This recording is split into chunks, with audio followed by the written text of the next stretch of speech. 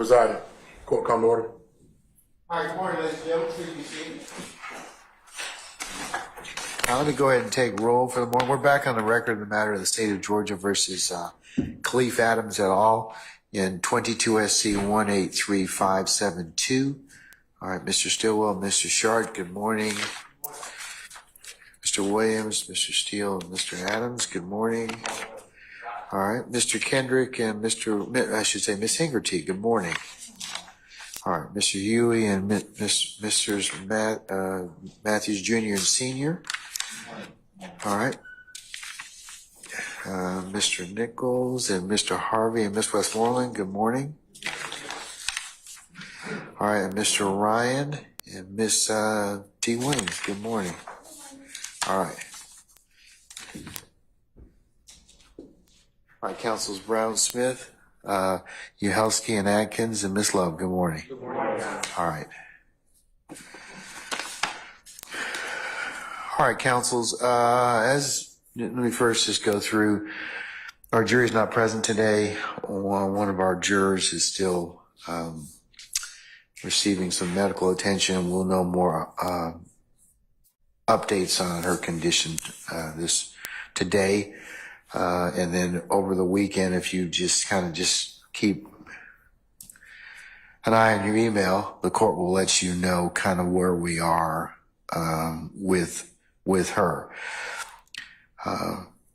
Is still the court's intention that we will meet for 8:30 for an anticipated 9 o'clock start time on Monday. That would be Monday.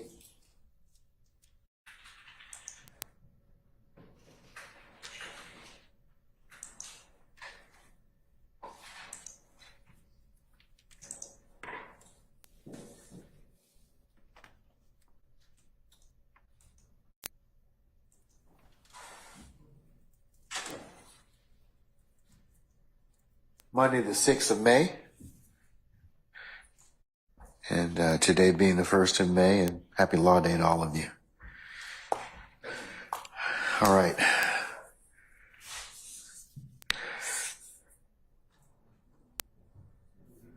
Do you know what Law Day is, Mr.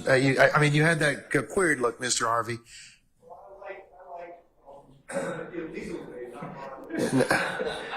Well, Dwight Eisenhower, when he started this in the 50s, I want to say it's 53 or 56. Yeah, well, and I don't think his purpose of that was for illicit activity, but one of the things that Law Day does stress this year is the voices of democracy and the right to vote and our choices to vote. So they have a theme every year, but you're from the Louisiana plan? Okay, all right, I just want to make sure. Okay, all right. So, but voting is very important, as you all know, and our elected leadership and those people that we all select. So please, to the extent that you can, always keep that in the forefront. But lawyers share a special role in democracy, and as I told the commission this morning, we all have roles to play, and they're very important roles in society, and that we are living testament to what happens in a courtroom every single day. So, but I digress. Okay. The reason I said Monday as well is I would like to try and have a discussion in the off chance that our juror is out for a period of time. I'd like to have a contingency plan on dealing with some of the issues that we may come up with. And what do I mean by that? I mean, voice recordings, jail calls, and videos. We have a number of things that kind of have come up historically with those. So I kind of wanted to ask the state and the defense to identify those. We'll start with the state. Identify those recordings, jail calls, and videos you plan to introduce over the next probably 30 to 60 days, so that we can have some discussions about them and or some hearings as to them.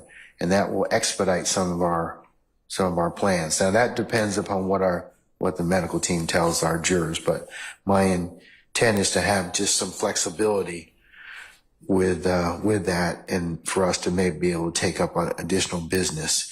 So by Monday, State, I'd like you to identify those groupings of recordings. I don't care what witness is going to be foundationally admitted through, those calls, those videos, those pictures, so that we can go ahead and clear any of that stuff, or have at least get a jump on that while we are waiting on those things our condition of our juror. So is that possible for you to do that?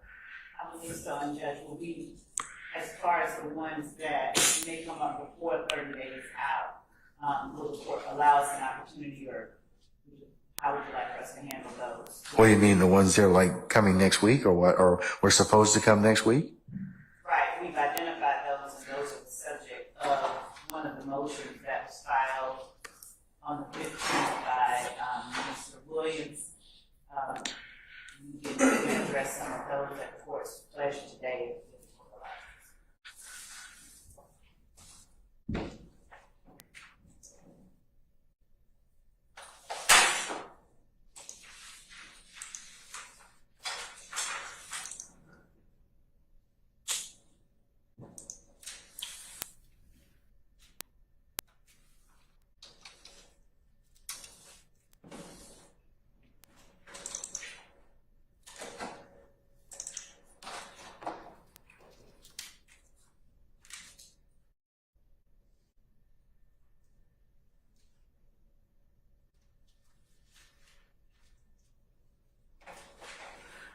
Ms. Love, are you referring to the motion filed by Mr. Williams through Mr. Steele, motion limit number 49? 48.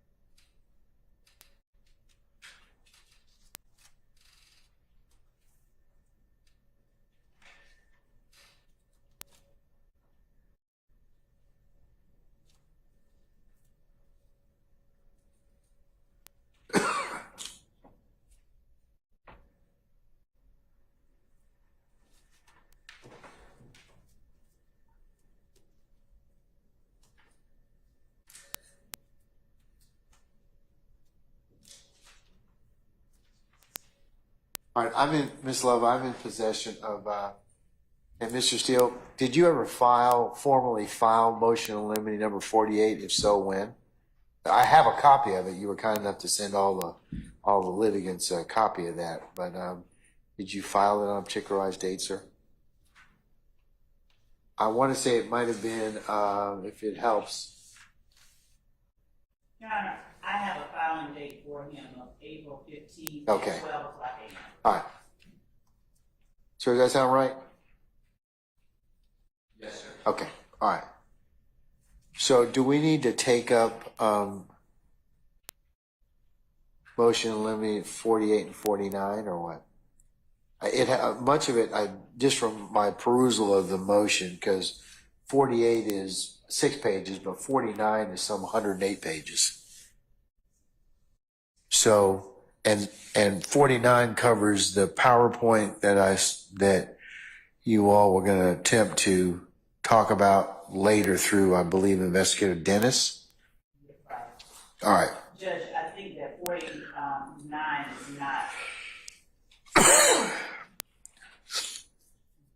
I I think that 49 is less pressing. It has less, fewer matters that are sort of salient than does 48. 49 is a demonstrative aid that may or may not be used by one of the people that we intend to call as an expert.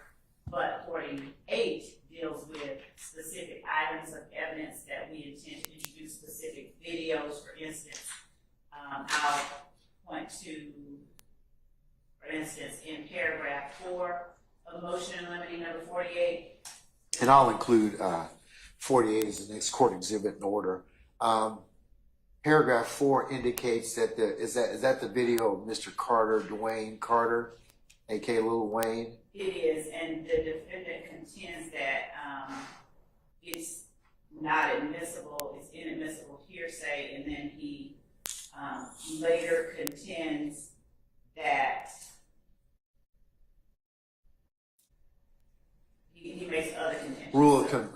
Basically rule of completeness. So that's a matter that could and probably should be taken up prior to next week when that witness will be appearing. Is Mr. Carter going to be appearing next week? So, Judge, it's not. We're not offering the video for the truth of the matter asserted. So it's not hearsay, Your Honor. What it is, however, is first, evidence. Answer my question. Is Mr. Carter appearing next week as a witness? We will not be calling him next week as a witness. Okay. All right. So continue with and why are you trying to play the video? Your Honor, the video is evidence. One, is relevant.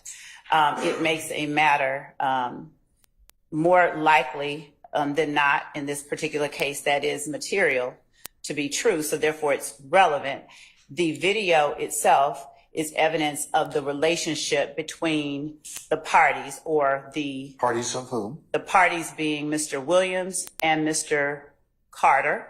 The reason that is relevant is the court has now heard testimony that one of the alleged co-conspirators and co-indictees in this case, Jimmy Winfrey, went to Mr.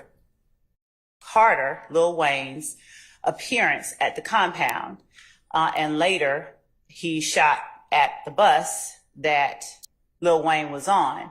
Additionally, the court has already heard testimony that Mr. Winfrey indicated that he would spray the bus and that he was leading a group of 25 or 30 people. I can state that the court will later hear more evidence about who those people were. But additionally, the court has heard testimony, or evidence rather, in the form of a prior inconsistent statement of Mr. Walter Murphy, which therefore is substantive evidence, that Mr. Carter was Mr. Williams' enemy. That's the way that they saw him, that they went to the appearance to disrupt the appearance, to boo and hiss. So the information in the video that Mr. Carter posted on his social media site is information telling the public to not buy Mr. Williams' record.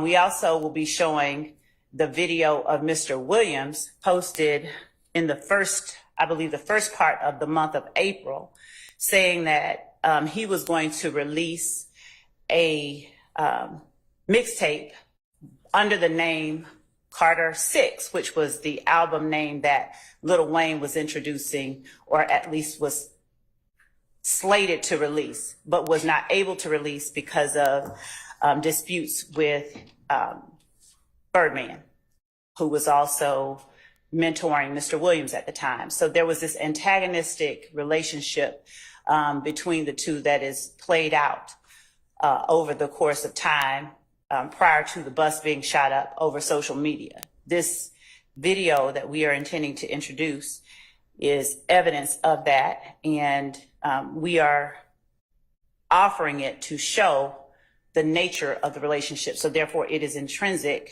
to what is going on and not being offered for the truth of what is being stated. What's the first 43 seconds indicate for that purpose? So, Your Honor, what Mr. Atkins has placed on the PowerPoint is a compilation video that contains not just Lil Wayne's assertions to the world about the Carter Six. It's a compilation video of a number of things put together by DJ Academics. The state does not intend to offer up those portions that do not include the Lil Wayne threat or the Lil Wayne statement itself. So the first 43 seconds, I'd argue it's not the first 43 seconds. I can actually play for the court the portion that we intend to introduce and the videos that we intend to introduce. But Detective Raisi, during his investigation of the Lil Wayne bus shooting, found not only this, but other similar videos that don't contain DJ Academics' breakdown of what the relationship is. Because the rest of it is DJ Academics' breakdown of what the relationship is, and the rest of it contains self-serving statements, I would argue, by defendant Jeffrey Williams that were not shot at the same time as the Lil Wayne statements at the concert. Who's were DJ shot. Academics? A person who was posting on social media that was chronicling, a blogger of sorts that was chronicling the relationship between. So is he coming, or is she coming to testify? So we're not, no, DJ Academics is not, and we're not, again. How are you going to introduce these particular videos? Because Detective Raisi was able to pull videos, this one and others, off of relevant party sites. For instance, Lil Wayne, Dwayne Carter, posted certain things on his Twitter site. So we will introduce them, show the relevant necessary foundations for their admissibility through Detective Raisi, show the identifying factors, show whose site it was, show where he accessed it, and then introduce it as, again, intrinsic evidence of the relationship between Jeffrey Williams and Dwayne Carter. Also, just to give you additional information about that type of evidence, there is a video that we have included on our slide that is a series of posts on Lil Wayne's site, young th ... who, and then he goes on. That was posted on April the 1st, 2015. For the record, I don't like to start beef when these artists like Young Thug approach me, they get smoked. That's Lil Wayne's posting. That was on April the 1st, 2015. And these are all things that occurred before we get to the April the 26th shooting of Lil Wayne's bus. Additionally, Your Honor, as I said earlier, there's a video of the defendant Jeffrey Williams talking into the camera that he posted, saying that he was going to drop his album on a certain date, and that his first showing, his first appearance with that particular album was going to be in Lil Wayne's hometown of Holly Grove, Louisiana.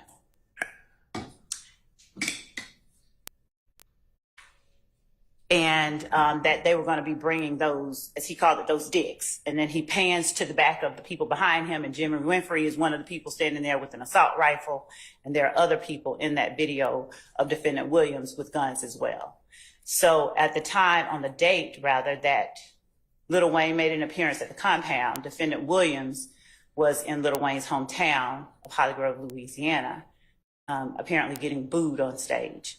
So this video, again, is intrinsic evidence of the state of the parties, state of the people who are involved in this case, one of the defendants and one of the victims. Okay. We can play that at the court's pleasure, for the court. Okay. Since Mr. Steele in his motion has also referenced the Supreme Court's recent pronouncing in Baker, case number Sierra 23 Alpha 0860, decided March the 5th of this year.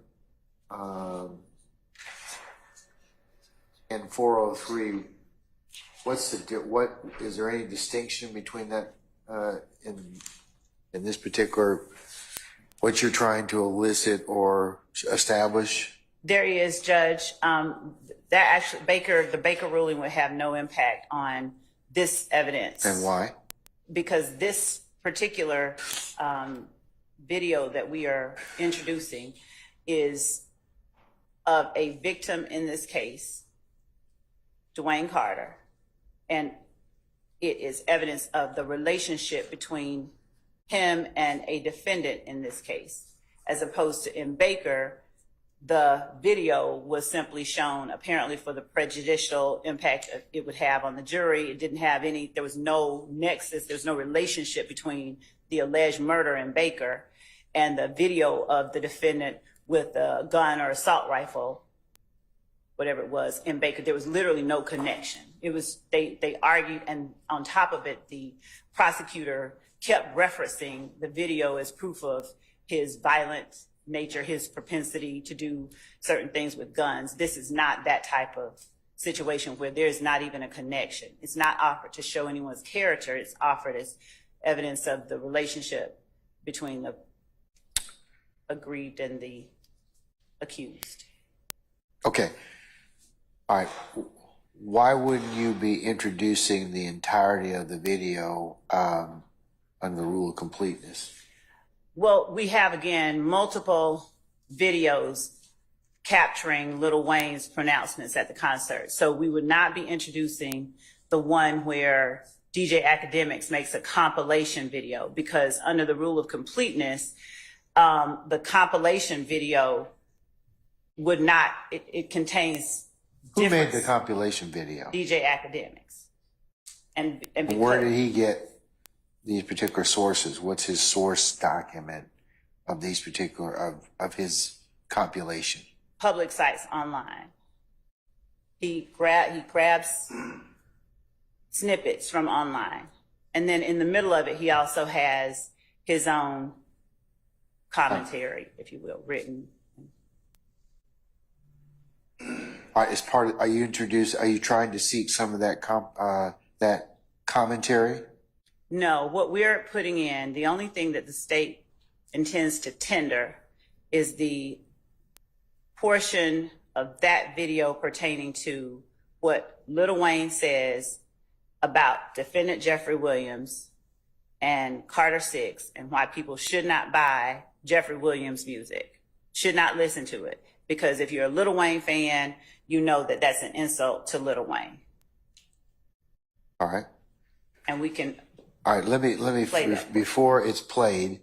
Let me give Mr. Steele an opportunity to be heard on that issue. Yes, Your Honor. Hello, Your Honor. Good morning, everyone. Good morning, sir. Your Honor, a few things. There's a lot of talk, but I think I got it to address to the court. First of all, you already ruled on motion in limine number 49.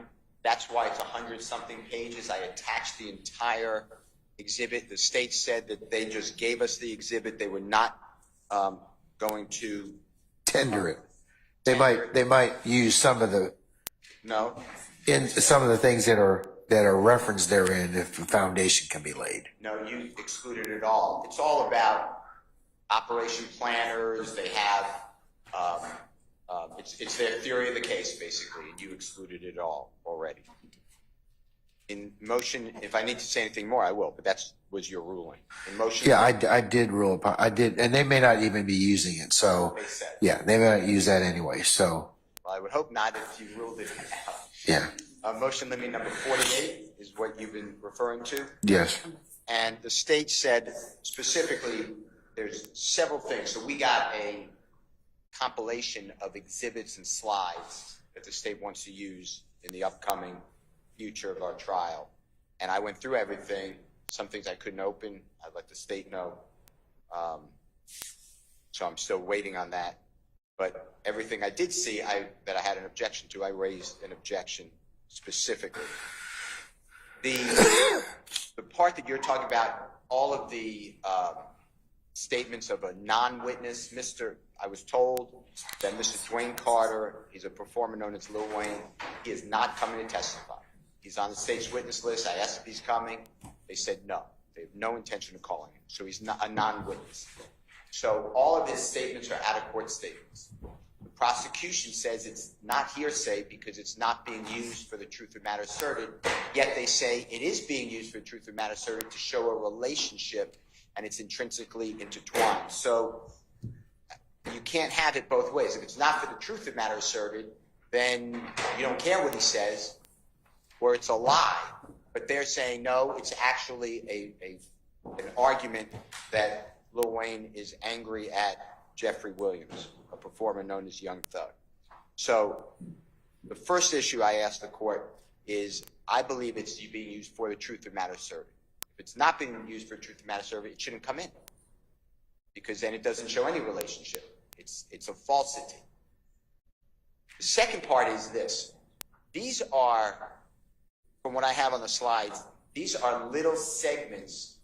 It's clear that Lil Wayne is doing something. He's performing in front of audiences, and he's making statements. I have no idea. I would tell you if I could get it. I have no idea what was said before or after those statements. I don't know if it was said in jest. I don't know if it's said for to gain notoriety. As the court heard from experts who are qualified, an expert who is qualified to come in and talk about rap culture and the business in order to promote each other. Entertainers will get into arguments or do things together. They will promote their own concerts, they will promote their own albums, they will promote other people's concerts and other people's albums. Or they will get into an argument. They call it a rap battle. It's actually in one of the slides that you were told, the blogger. He talks about this is a rap battle. So they do it to gain notoriety for both of the artists. Without Lil Wayne coming in and testifying, we don't really know why he is saying these things. In addition to that, as I said, these are small snippets of a bigger case, of a bigger statement. So to me, having a detective say, I found this on the internet, is like what I did, and I disagree with your ruling respectfully, but when I wanted Trontavious Stevens to identify the song by Rich Gang, and you told me, yes, it's relevant because the state is saying that Rich Gang is wearing red and they're holding up gang signs, and here you are having they're doing a legit, a song. The jurors can weigh it out whether it's just for show or not, but you have the wrong witness because you said, how does he know if it's on the internet, if anything is true or not true or changed?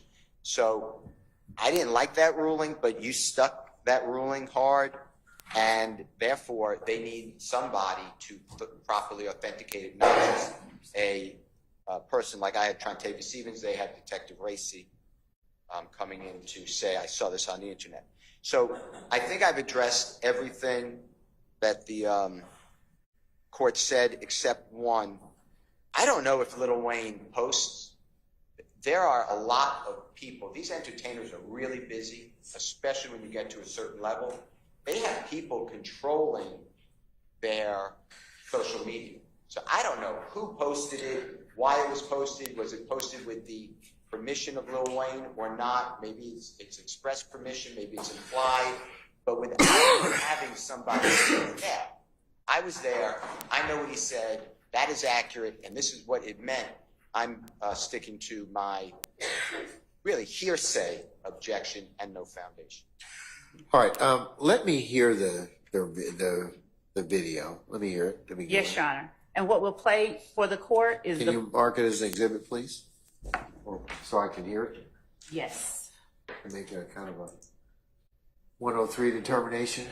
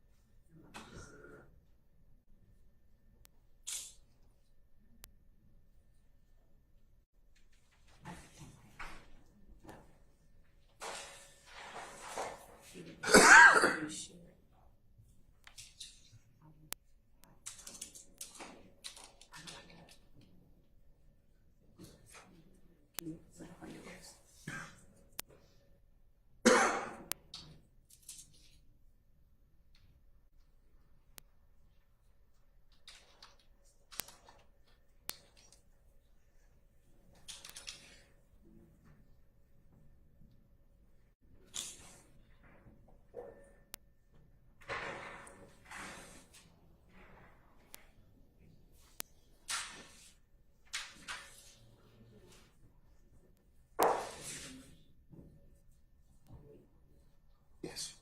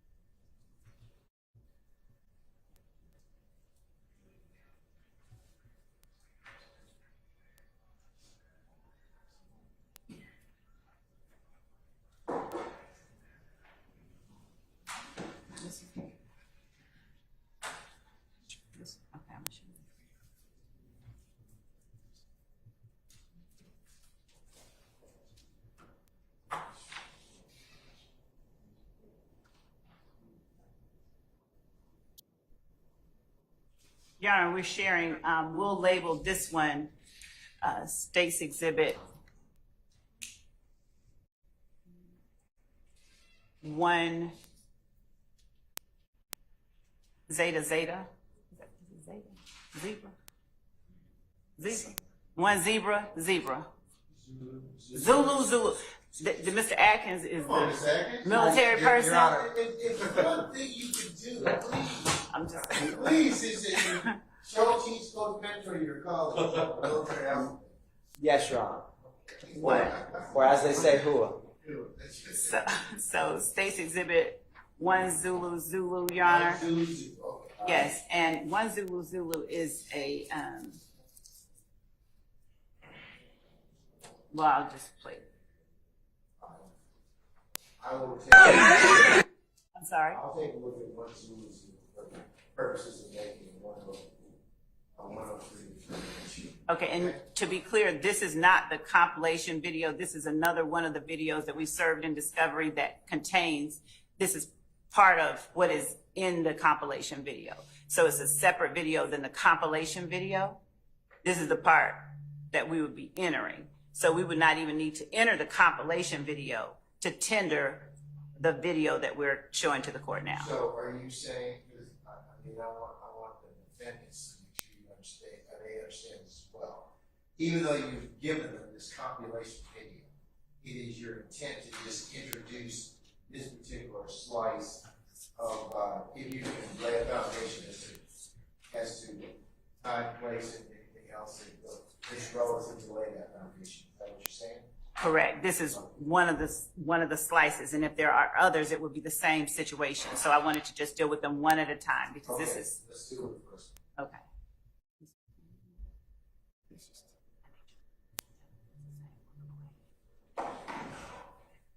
Back to the beginning. Oh, back up to the beginning. Okay.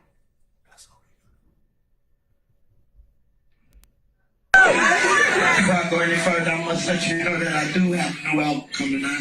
It's called FWA. That's the Free Weezy album, so you know it's free. Free, y'all. You understand? Also, before I go any further, I want y'all to understand that there's only one motherfucker's corner. You need.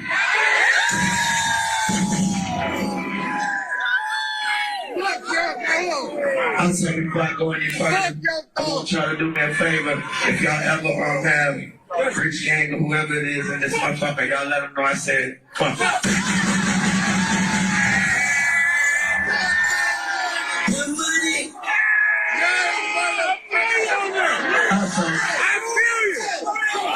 Before I go any further, I want y'all to do me a favor and stop listening to songs that of niggas that pose naked on their motherfucking downstairs.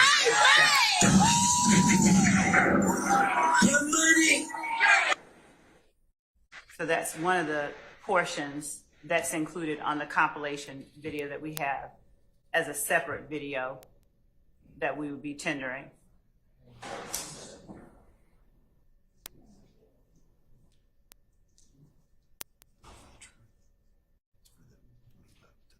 Right. And when the court allows, I will speak more.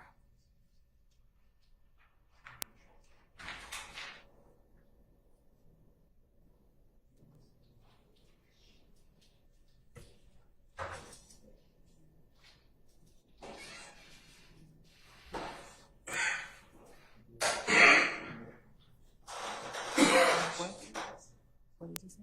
Is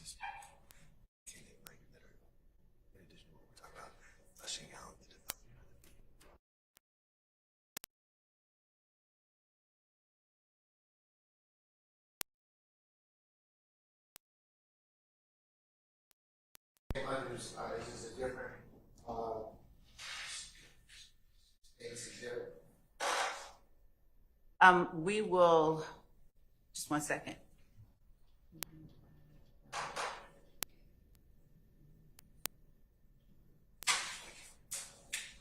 So State's Exhibit 2, Zulu, will be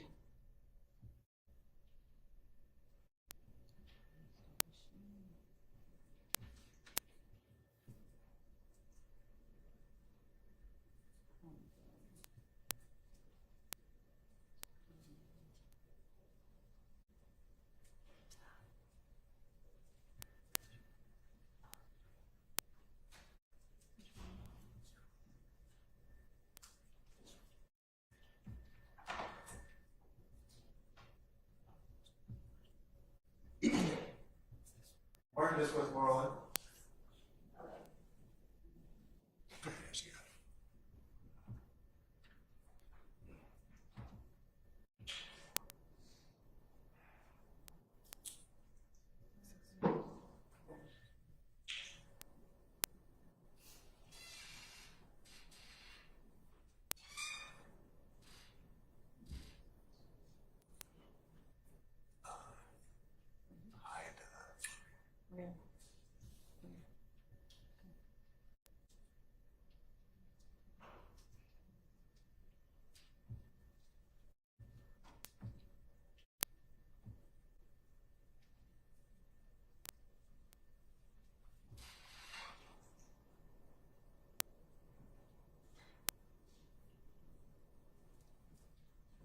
all right, we're having some technical difficulties. We can stop the share and play directly from the CD.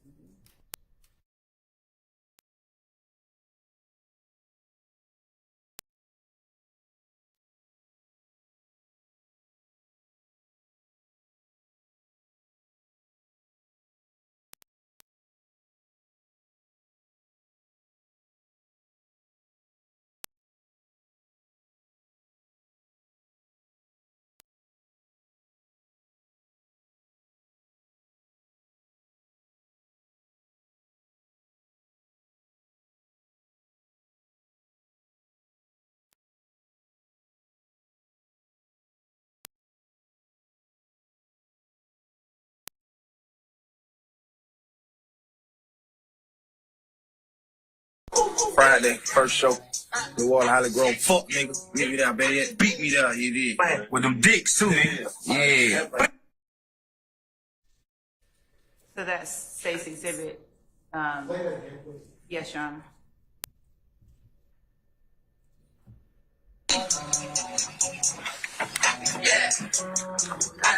Yeah, YSL.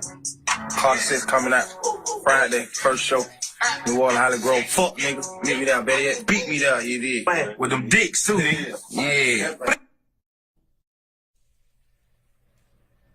And that, just for the record, that is made prior to the appearance of Jeffrey Williams in Holly Grove, Louisiana. It coincided with his appearance there on the same.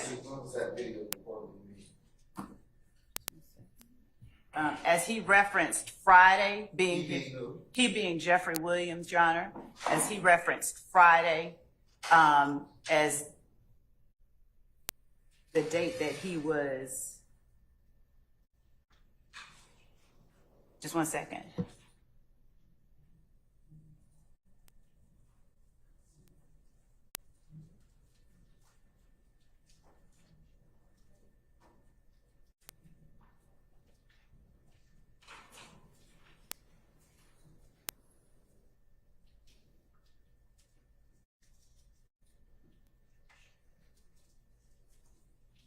As he is referencing being in Holly Grove Friday, the video would have been made the week of April the 26th.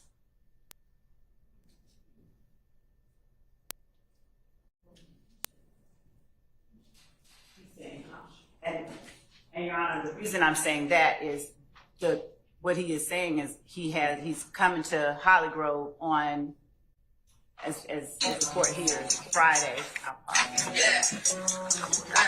Yeah, YSL. Carter 6 coming out Friday, first show. New Orleans, Holly Grove. Fuck, nigga. Meet me there. Okay, so Carter 6 has not yet been released at this point, and he references being in Holly Grove, New Orleans. He is in Holly Grove, New Orleans, the same night. Mr. Williams is in Holly Grove, New Orleans, on the same date, the same weekend that Dwayne Carter is here at the compound. And if the court will give me one more moment.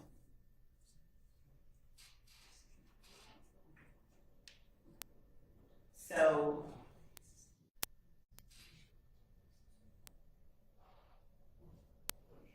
that was, and just by way of proffer, so on April 7th, 2015, Defendant Williams announced Carter 6 with an album cover and an April 17th release date. Then on April 10th, 2015, Dwayne Carter said, before I go any further, I want y'all to do me a favor and stop listening to, essentially, Defendant Williams. Then on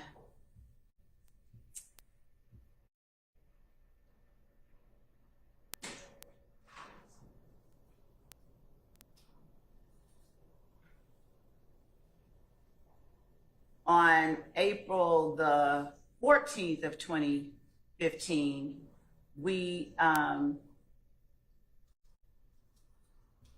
Defendant Williams announces that his album will be called The Barter 6 because he had been threatened with a lawsuit. He said he can't name the mixtape Carter 6 because of these fuck ass niggas trying to sue just like some hoes in an Instagram video that he posted. Big old blood, so Barter 6 on the fucking way. And again, the video that he talks about appearing in Holly Grove would have been, just by context, the week that he later appears in Holly Grove, Louisiana.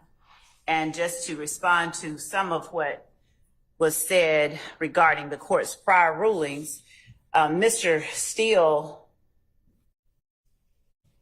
on behalf of Mr. Williams, is prohibited under the rules of evidence from admitting a statement of his own client because that would be a self-serving statement that the state would not have the ability to cross the person making the statement on.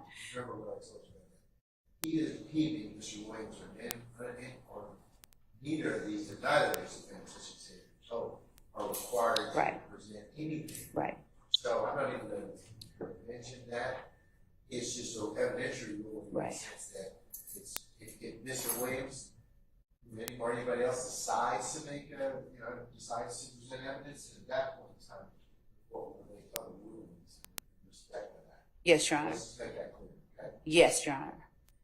And so the videos that we are offering are not being offered for the truth of what Mr. Carter is saying. Well, I'm going to disagree with you. I'm going to respectfully disagree with you. It's just showing that he said that, Your Honor, and it's being. But it is for the truth of the matter. Sorry, it's a relationship, but you're using what Mr. Carter's saying. Now, if you tell me Mr. Carter's coming, okay, well then he can give context to it.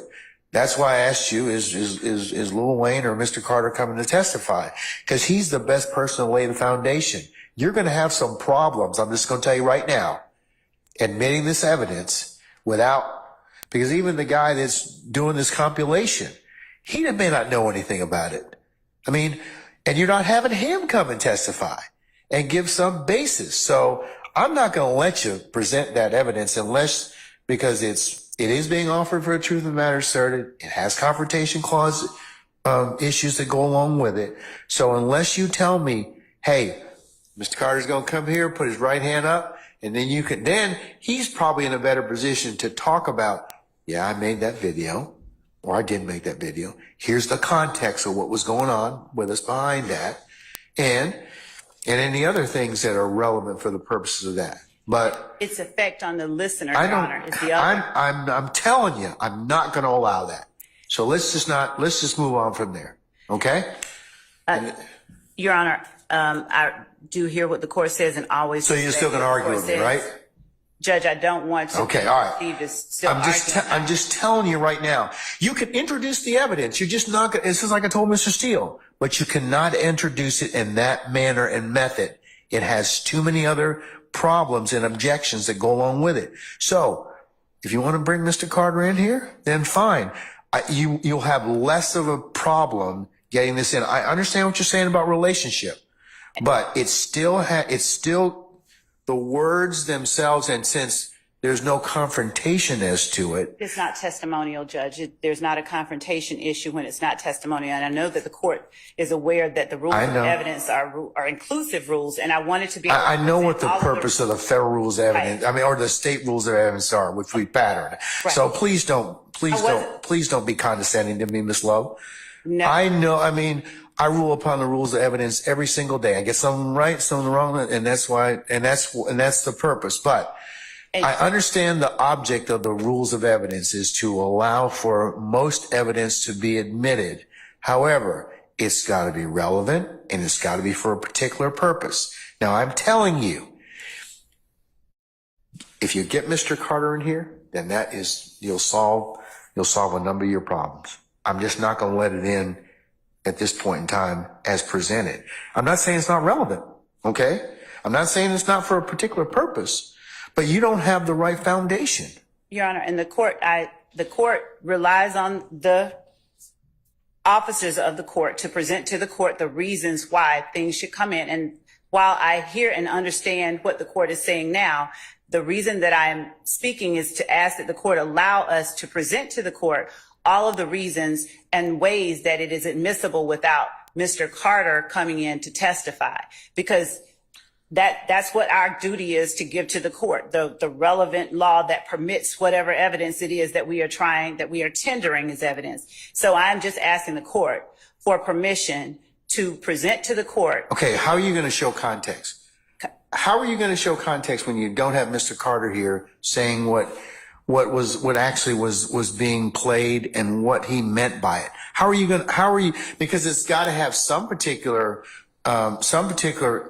background, Your Honor, that would go or relevancy. Well, Your Honor, the relevance would be for, number one, we've said that the relevance Your Honor, would be The relationship, that's what you Right. said. And so but the- the actual statements themselves it would be for the truth of the matter asserted. Your Honor, it would be the fact that he said it. When we are saying that it is being offered for the truth of the matter asserted versus the fact that he actually said it, the fact that it is out there, the fact that this occurred, the fact that it is on a public site, its effect on the listener, Your Honor, that is different than whether or not what he is saying is true. Okay, stop.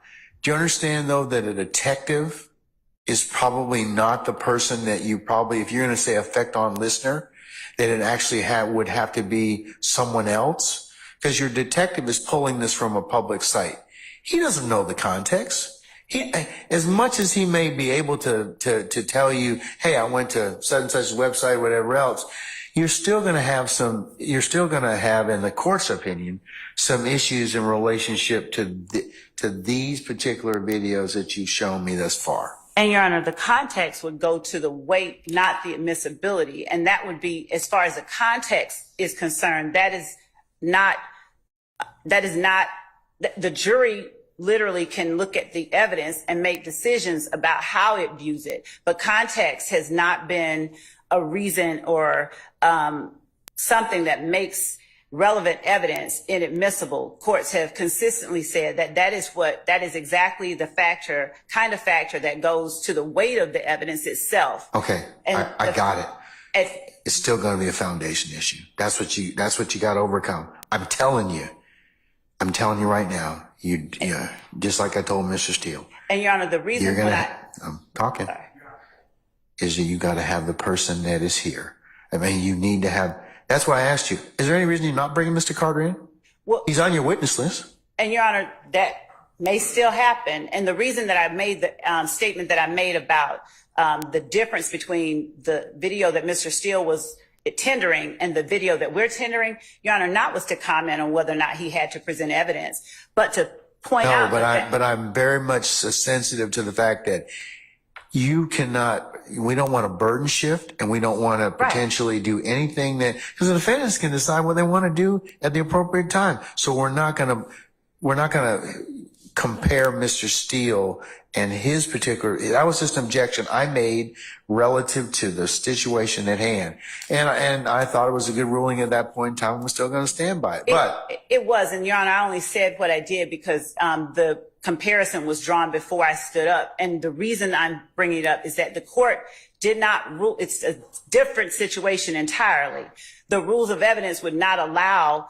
I get that. Yes. So that's we're going back through that again. Okay. So, but tell me, but in this particular circumstance, I still think it's going to be, it's still going to have a foundation issue now, which may be cured by you calling Mr. Carter. And you said you may call him sooner or later. If you call him, then I think that probably has some of it. Mr. Steele, were you going to say something? I didn't want to be rude at all. Your Honor, since you ruled on this 3 times, I was asking if I could just go outside and wash my hands and then come back.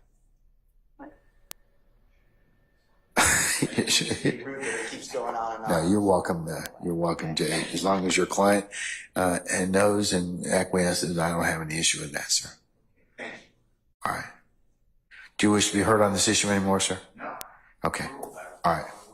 Okay. Your Honor, I also have, and I will give to the court cases when the court permits me on this matter as well, because it's pertinent and it's my duty to present to the court the cases.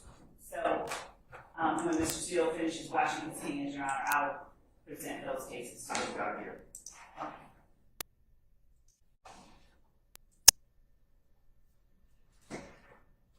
So we have.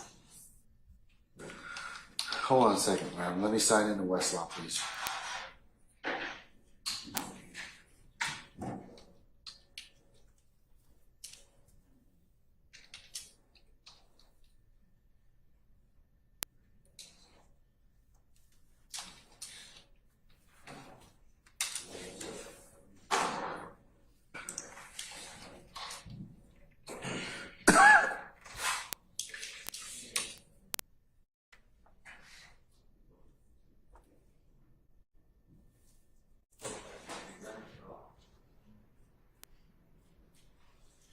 All right, all right, I'm ready.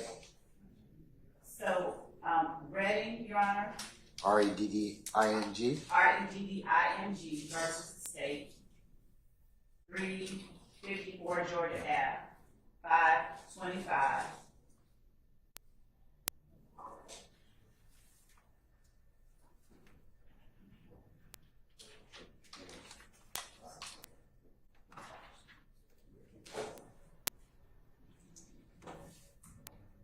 Three 354 Georgia Appeals, what?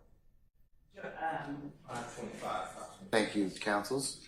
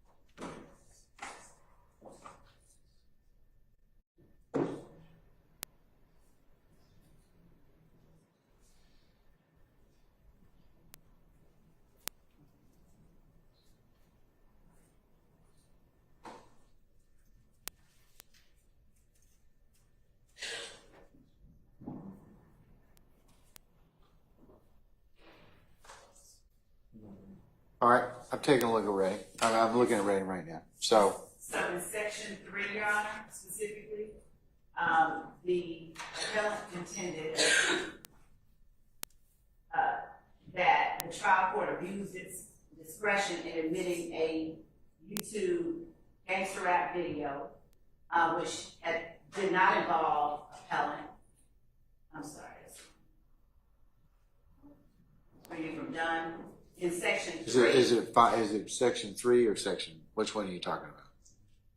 Division 3 of Reading. I was actually getting ahead of myself. Let me get to it. Seventh enumeration error. Okay. Yes. Is that it? Yes, Your Honor. Enumeration error. Reading maintained that the trial court erred in admitting the YouTube video and other social media exhibits without proper authentication. And the court noted that the rulings on exclusion or admission are reviewed for a clear abuse of discretion. They then go on to point out that the Supreme Court has explained that documents from electronic sources such as printouts from websites like MySpace are subject to the same rules of authentication and may be authenticated. That's authentication. That's not foundation. Right. Okay, that's different.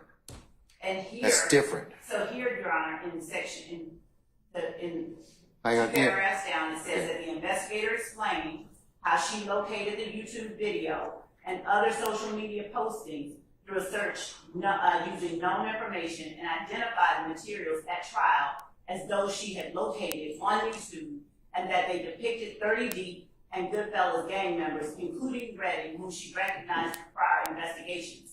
This was sufficient to authenticate the social media exhibits. The law enforcement's testimony, and then they go on to cite Blackledge. And they then said that the enumeration of error was without merit.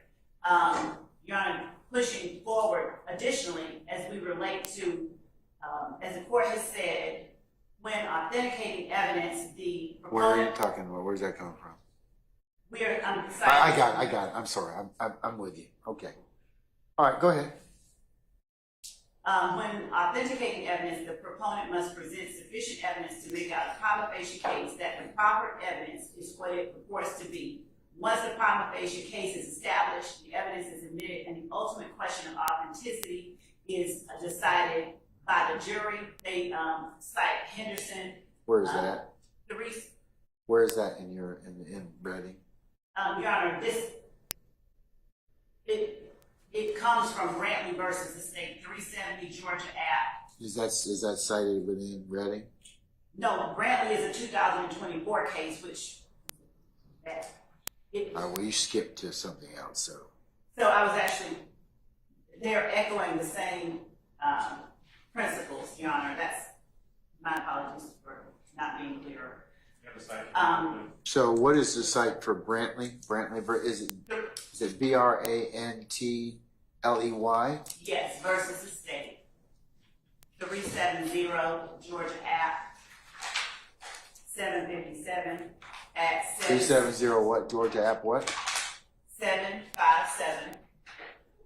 Inside 767. Okay. And it's a 2024 case.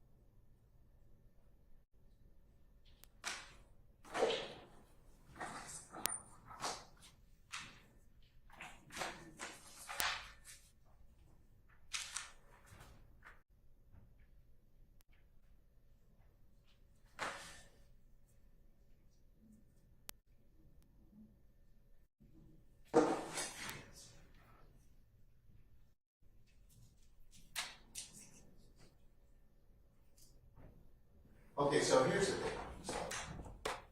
thing. And colleagues understand. There's foundation, there's authentication, but you're still going to have a separate hearsay objection as to what was said. Unless that's where you're going to probably need, though, since you got words and you got other contexts, you're going to need somebody else to testify about that. That's where I'm coming from. I mean, I'm not saying that, like I said, I'm not saying that they're not going to be they wouldn't be relevant. You're just going to have to overcome some other hurdles. And right now, unless you're telling me that, you know, I mean, there's, of course, the subject foundation. Mr. Wayne's not, I mean, Wayne Carter, Lil Wayne's not going to testify.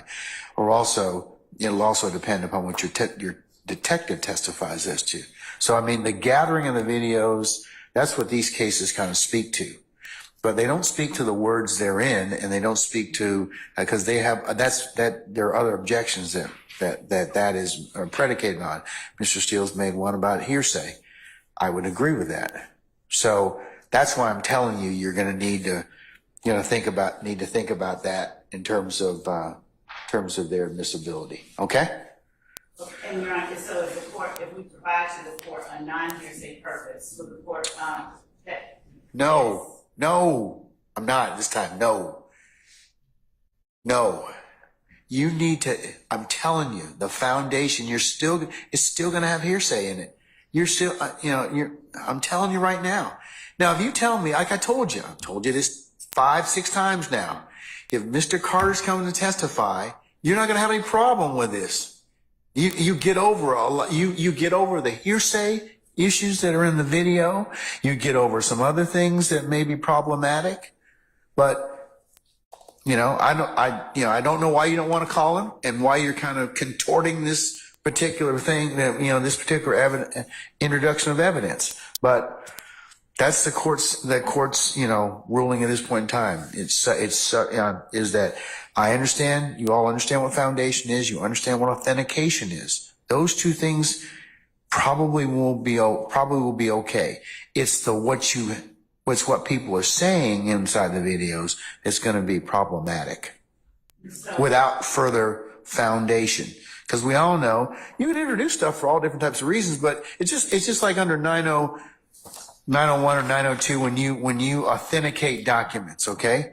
Or you have somebody in a civil case or a criminal case give you a bunch of documents. Still within that particular set of documents are other objections that may be made and may be valid. And so that takes care of the authentication or the foundation, but it doesn't obviate the other necessity to kind of overcome those particularized, issues in regards to that evidence. So that's my ruling at this point in time. So you can think about it and if you decide that, that things change or there's some other basis, then I'll certainly listen to it. and so, Your Honor, I was looking at 24-803 as a hearsay rule exception, then existing mental or emotional state, a statement of the declarant's then existing state of mind, notwithstanding their availability, is an exception to the hearsay rule. So even if Lil Wayne, you're saying Mr. Carter, you've got him on a witness list at this point in time. You still haven't been able to show unavailability. it's with the declarant available, it doesn't require that he be unavailable, even though he is available as a witness. It shall not be excluded by the hearsay rule, even though the declarant is available as a witness. Under 24-803(3), there are other exceptions as well that I will present. Mr. Steele? I don't really.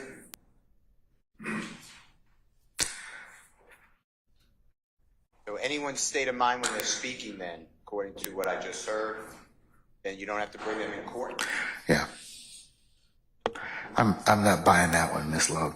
try another one. It seems like you all are trying really hard not to call Mr. Carter. And that's your choice. If you don't call him, then, you know, my ruling will stand on these particular, the exhibits that you're trying to introduce at this point in time, as it pertains to states 1 Zulu Zulu and 2 Zulu Zulu. Your Honor, well, 2 Zulu Zulu is is defendant Jeffrey Williams. That's a statement of a party opponent. So Okay, that's all right. different. But the reason that But state 1 Zulu, and you are correct. I would probably say you're correct as to that over Mr. Steele's objection. But because we've had discussions about that before in prior. But as it pertains to 1 Zulu Zulu, I'm not going to permit it at this point in time. Yes, Your Honor. And Your Honor, I will not persist in presenting other alternate reasons for admission. Your Honor, what we'll do is if there's a need to supplement the state's position, we will do so in writing. And Your Honor, I believe that it is our duty, if there is a evidentiary rule that keeps relevant evidence from being excluded, I believe it is our duty to present that to the court. And that is the reason that we speak despite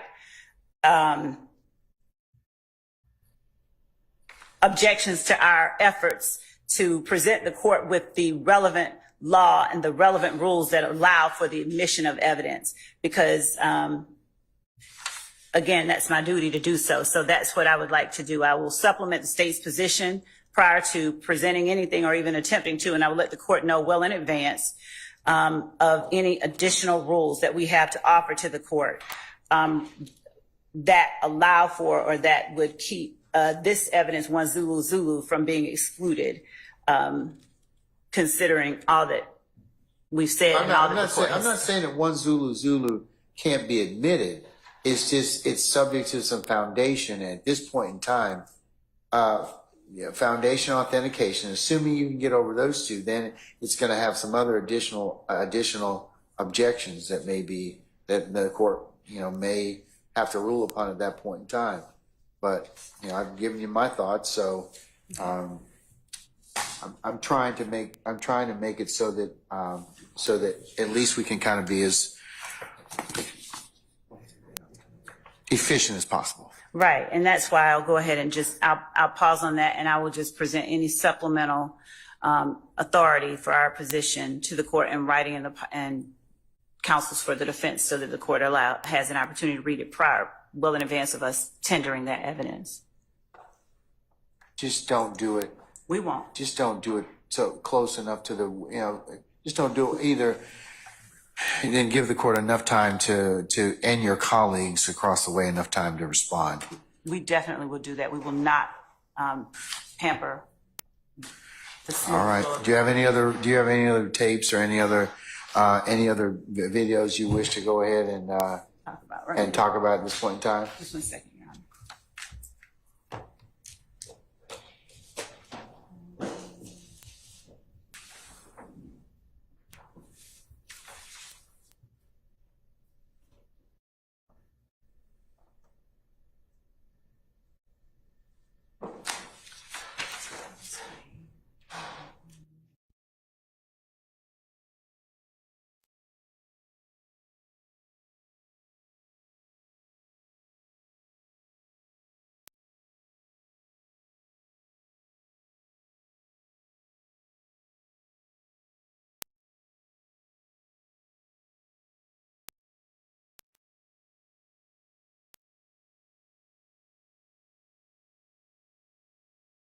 To argue today, what we will do is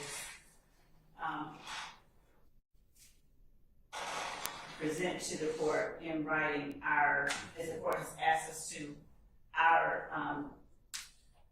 the support for the admissibility of any other videos that we intend to show over the next several weeks. Okay, yes. While we were here, I have been able to find out a little update on our juror.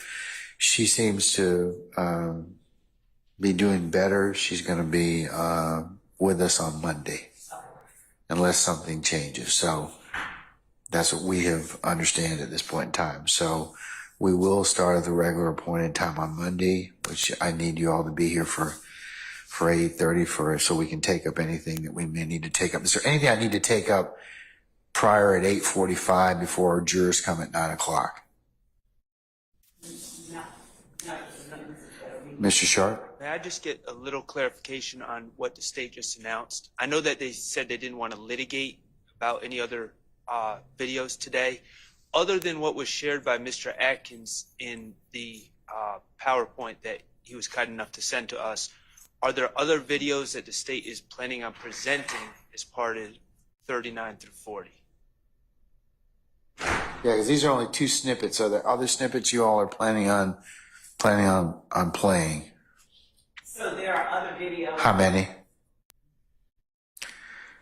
Come on, don't, Miss Love, come on now. I told, this is where a forewarned judge is a happy judge. So if you tell me, hey, we got 10 or 15 of those to go, then I probably want to hear them, because your colleagues across the way are probably going to have some objections as to them, or they may not, but at least I can kind of weigh in on them, just like I did today. Okay. So I just paused because you asked me for a number, and I was pulling it up, and I couldn't tell you the number right off the top of my head. All right. Who are we calling? I mean, I know you said that we were going to be calling on Monday. We are calling Ms. Latner. Okay, so we're going to recall Ms. Latner's or continue with her testimony. And then who's next after that? Mr. Alvin Lewis. Okay. And then who's after that? Mr. Lewis. All right. Is he going to have any videos or any other? No, he shot it. Okay. All right. So, and then who else do we have after that? We'll have this incident, the Lil Wayne incident, from his testimony, because he has direct knowledge of and expertise regarding other acts as well. Our intention is to present what he saw and what he found in the Lil Wayne bus shooting incident for this period of time that he will be on the stand.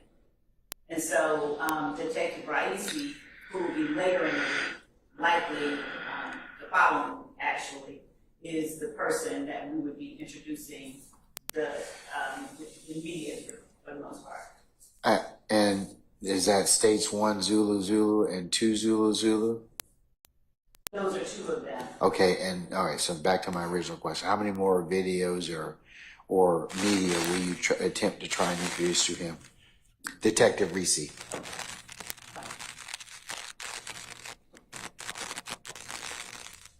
there will be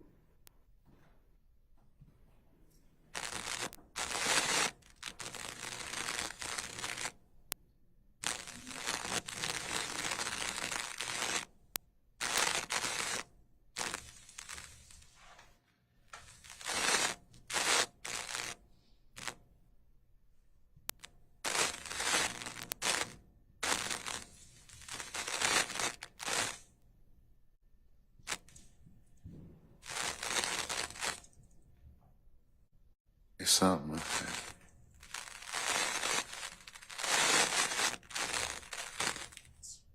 Somebody brush up against the mic or something like that. I don't think I'm connected to Zoom anymore.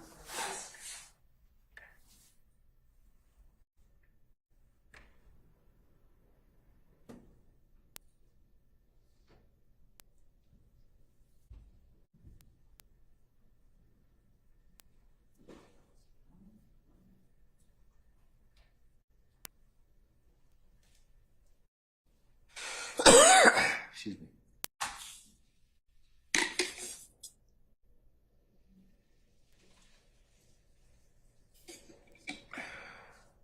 So we have 12 that we provided to the defense that we intend to play, but some of them overlap, so it's not always, 12 separate, distinct videos. Some of them, as we said, overlap. So do you have 12? Is it fair to say you have 12 more segments of something you're going to play, or are these snippets? Where do they come from? Yeah, so 12 more segments. things that we play. Correct. They were gathered again from social media sites, public sites. By your detective? Rice. Yes. Okay, all right. And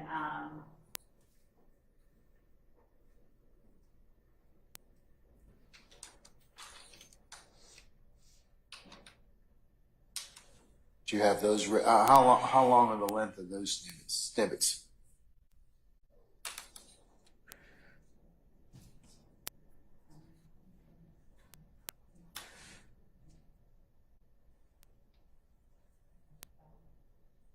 about 45 minutes total. We took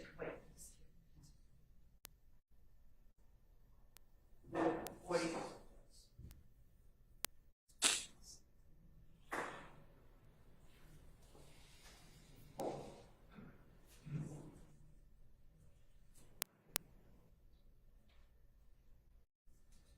Are they varying lengths? Yes. All right. So some of them are 5 minutes, some of them are 1 minute. Okay. Some of them. All right. While you're thinking, Sergeant Ingram, is lunch available? Is it arrived yet?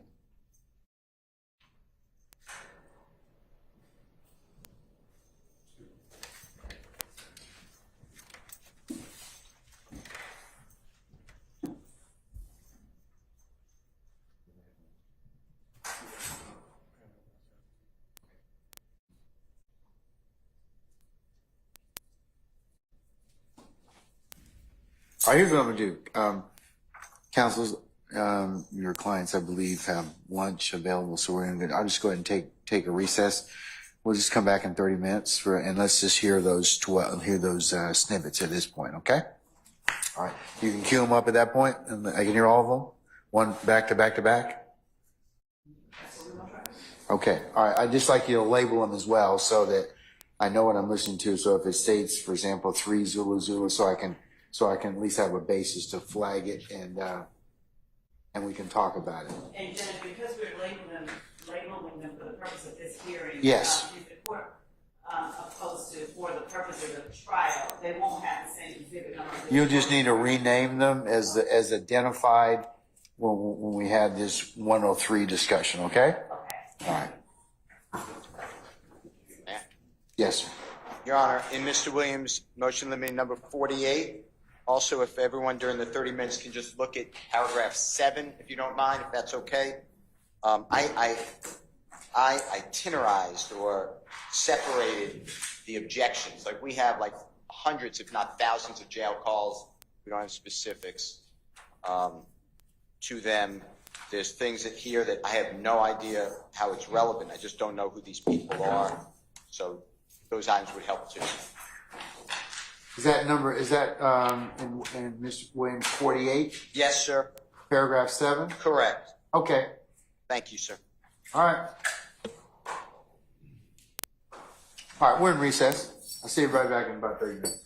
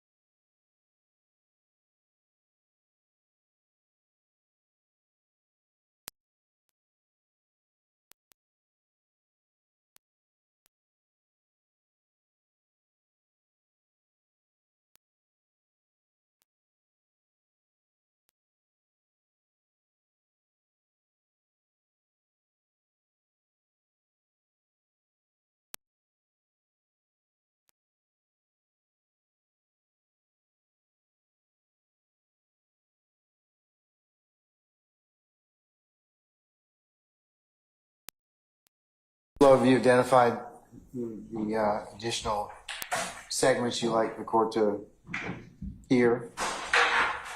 Yes, Your Honor, I have, for the purpose of this hearing,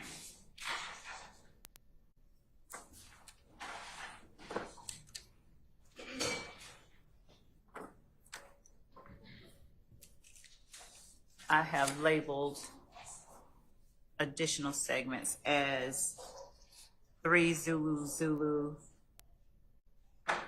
through 7 Zulu Zulu. All right, let's hear 3 Zulu Zulu first.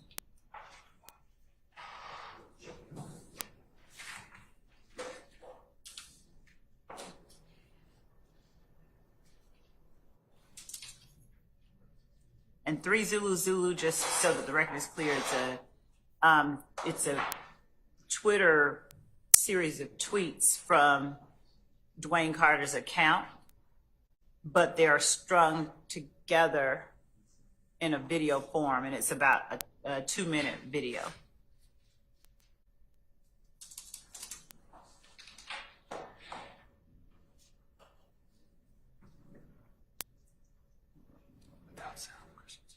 Okay.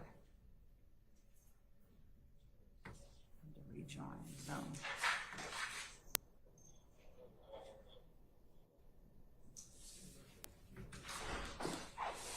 And my apologies, I think I have to be let back into the Zoom feed.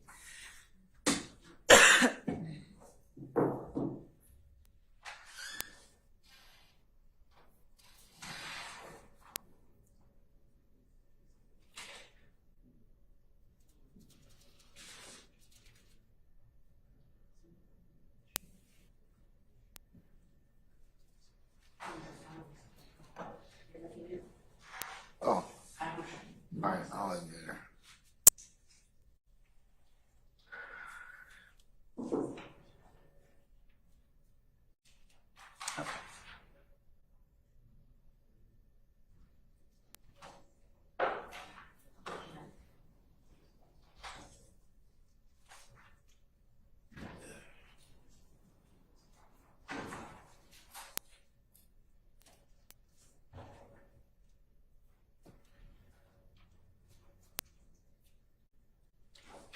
And so this is the 3 Zulu Zulu, posted March 19th, 2015. Dwayne Carter, my legacy will still be continued by me.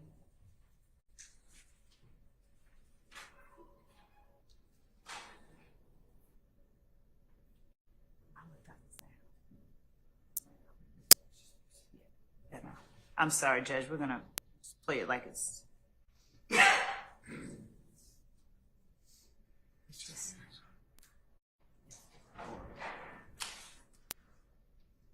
I mean, we can take.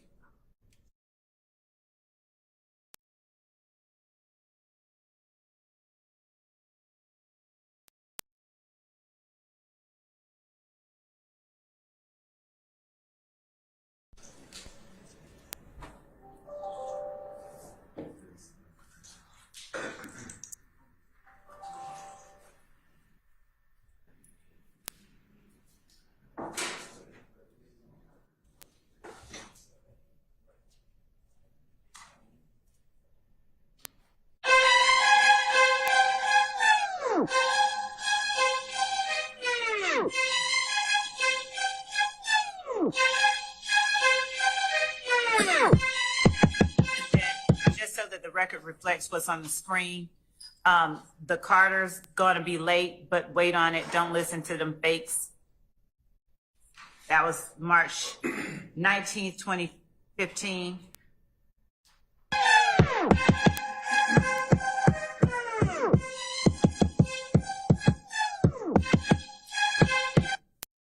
The next tweet is my legacy will still be continued by me. Fuck them fake ass thugs. Word to Slim.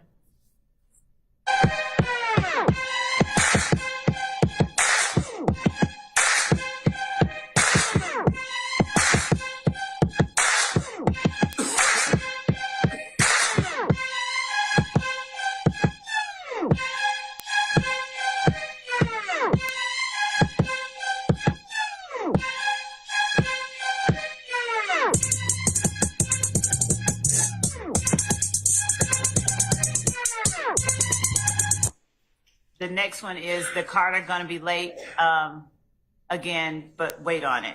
Don't listen to them fakes. The next one is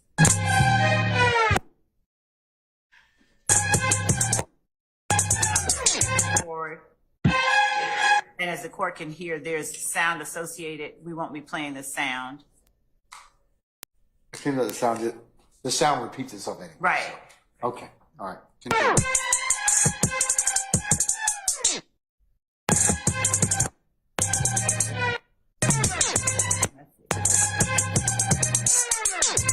And that's the extent of State's Exhibit 3 Zulu. There's the tweets that the court just saw from March 19, 2015.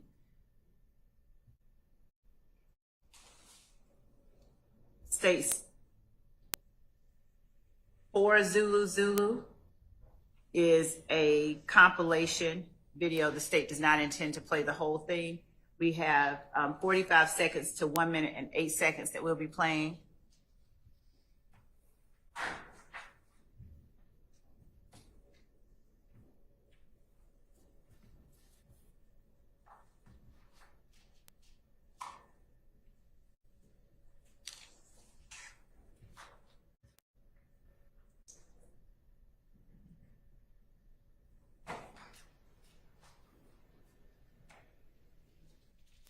I'm going to fast forward it to 45 seconds.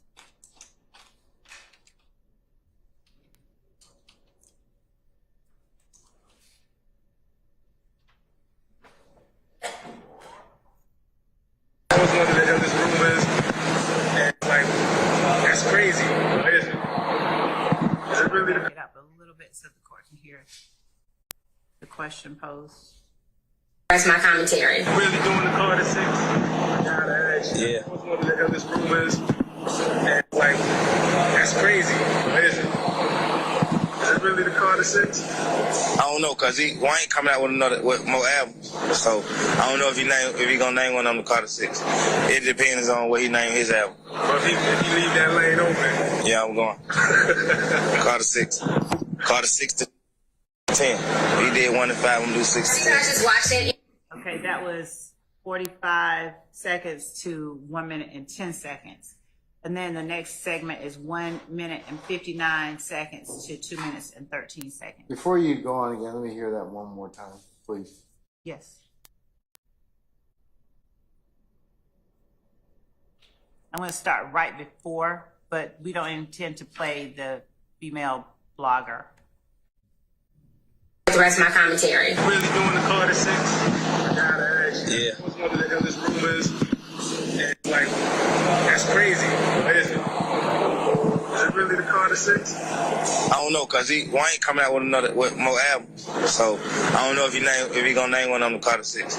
It depends on what he name his album. Or if he leave that lane open. Yeah, I'm going. Carter 6.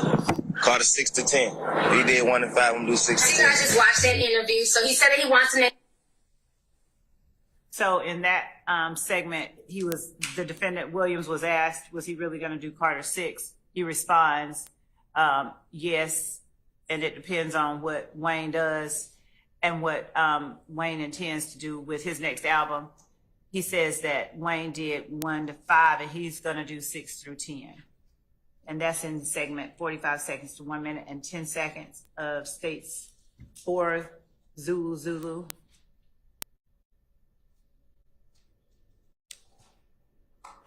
May I continue to the next one, or do you want me to pause?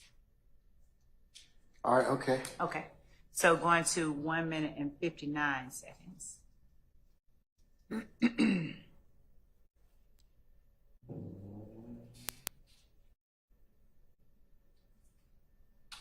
Hi, I'm Thugger, and the Carter 6 is on the way. The Carter 6 is on the fucking way.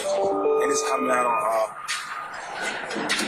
the 17th, my mom's birthday, 4/17. I'm saying we got going in. 1 minute and 59 seconds to 2 minutes and 13 seconds are potentially the next clip that we would show. Following that is a segment we've already shown the court, so we're going to skip past this next segment with Dwayne Carter talking about telling fans not to listen to Jeffrey Williams. We're going to go to 3 minutes and 39 seconds.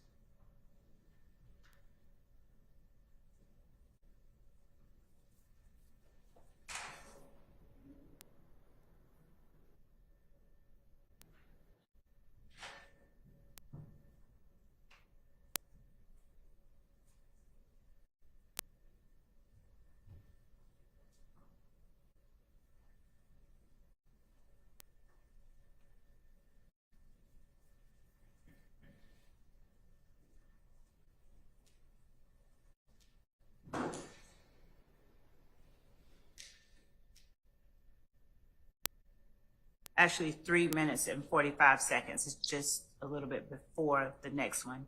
3 minutes and 39 seconds had the Twitter portion we've already shown the court.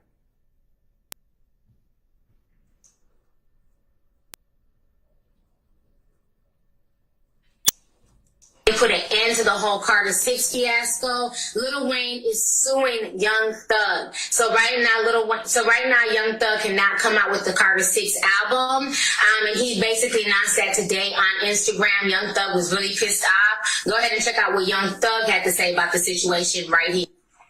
Can't name the mixtape Carter 6 because these fuck ass niggas trying to sue. Just like some hoes. Big old blood, so I'm going bar the 6. On the fucking way.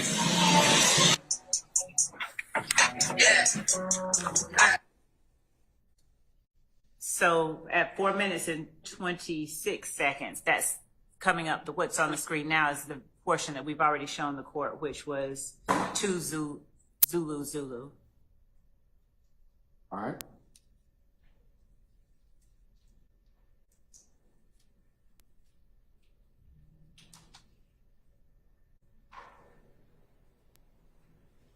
State's exhibit. Those are the portions from State's exhibit for Zulu. So I'm going to just stop the share on that.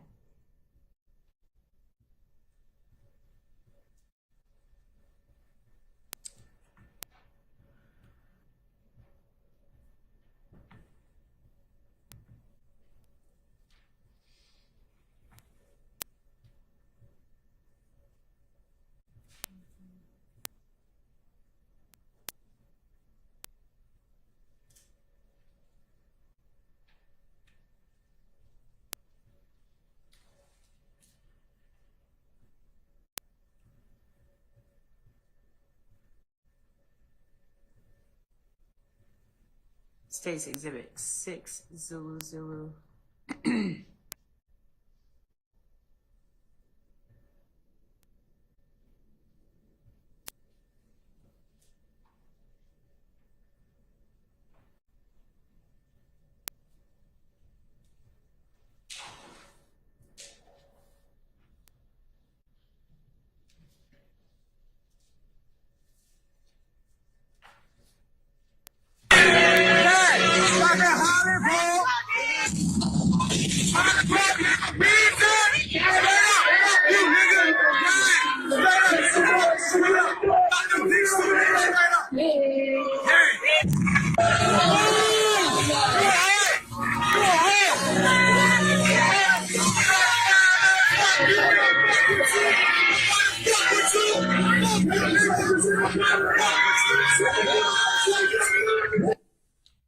That was footage from defendant Williams' appearance in Holly Grove. That is 6 Zulu. 7 Zulu.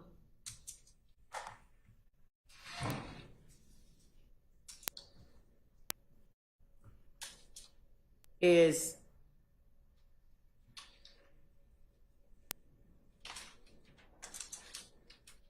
related to not Dwayne Carter, but a different person, a different artist that was looked into. The footage itself was looked into by Detective Rice. Who and for what purpose?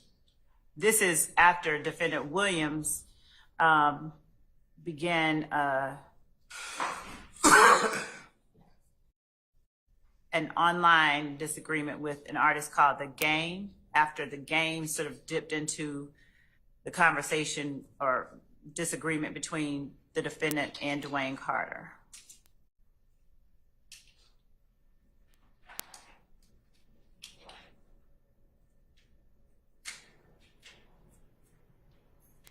And the people on this video include Defendant Stillwell, as well as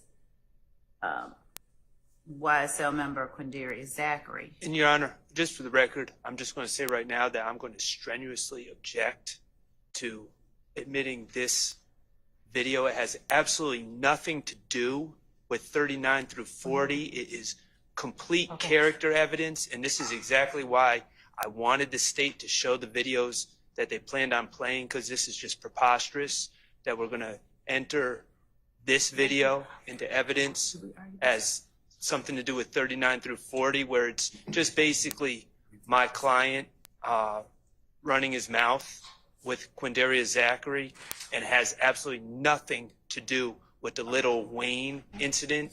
And while the state can sit here and claim it does, I would like to know what live testimony would be provided to connect that. It's people that actually have firsthand knowledge of anything that could connect what is about to be played with the Lil Wayne incident. It doesn't exist. All right, let me hear it first, and then we can talk about it again. And Your Honor, my colleagues are reminding me that this may have been litigated and it may have already been deemed admissible, but if they're wrong, we're going to play it anyway. Your Honor, that's a complete misstatement.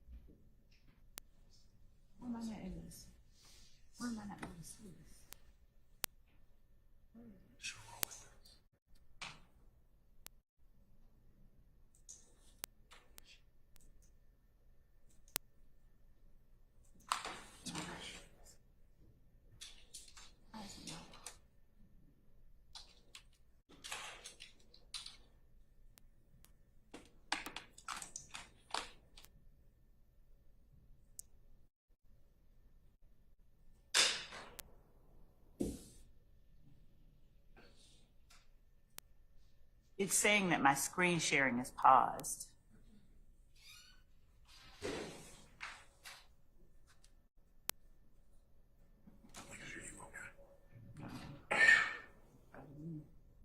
Probably tried to open up something else along with it. So. Okay. That same shit that got Big and Tupac killed, little fuck, nigga.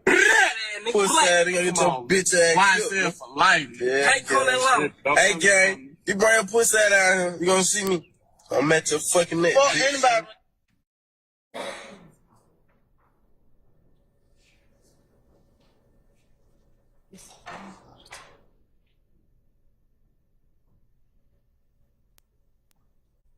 And the first portion of the video is the subject of the court's order dated 4/15/2024.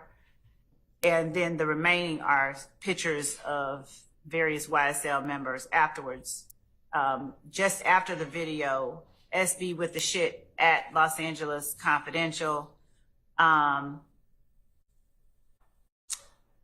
at Thugger1, at SB with the shit is the handle for Shannon Stillwell. At Thugger1 is the defendant Williams.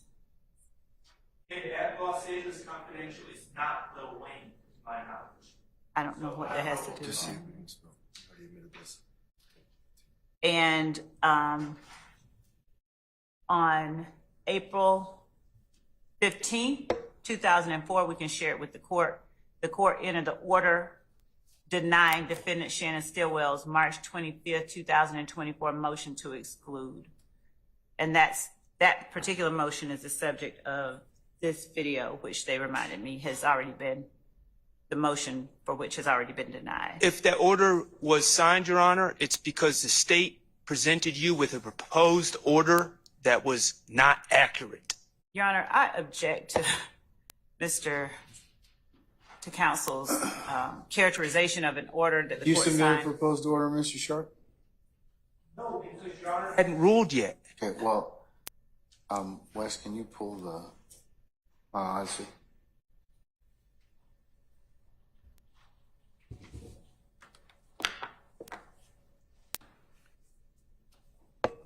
Additionally, Judge, the video itself shows the court, again, it goes to prove an element, a material element of count one, the association between the parties, the existence of the enterprise that is YSL, the nature of the enterprise, the relationship between the defendants, Shannon Stillwell, another YSL member, Quindarius Zachary, and the relationship that those two people have to the enterprise itself.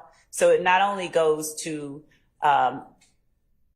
prove count one and multiple elements of count one. As I stated earlier, this is their reaction to someone who had sort of stepped into that conflict that we allege resulted in the shooting of Lil Wayne's bus in April of 2015. So that is part of the reason that Detective Raisi was looking into that as well. But we can share with the court. Your Honor, just because the state alleges that two completely separate things are somehow the same conflict doesn't make it so. I mean, we could allege completely unrelated crimes are somehow related and they wouldn't be admissible in the same trial. Just because Ms. Love's saying it, there's no evidence to support it. The Game and Lil Wayne are two completely separate individuals. They have nothing to do with each other. And Your Honor, that does not make the video not relevant. Right, because it's propensity. And certainly propensity is relevant. It's not admissible. Judge, it's already been entered. The order's already been entered. We had the whole argument previously. I need to take a look. I'm going to take a look at the order. Look, we've been in trial a long time, and you know, I need to look at the order. I like to refresh my own recollection as to order first. Yes, Your Honor. Did you find it? Oh, thank you, sir. And Your Honor, that was the day that we Hang tight, sir. Hang tight. Hang Okay. tight.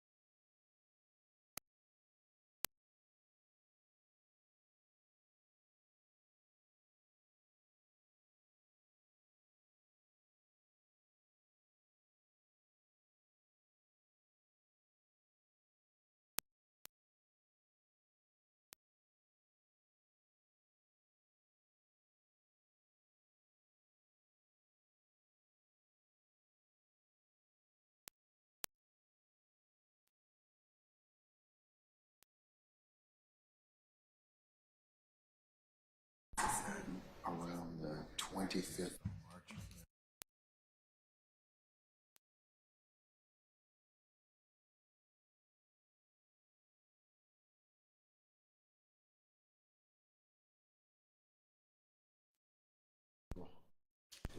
To April, yeah.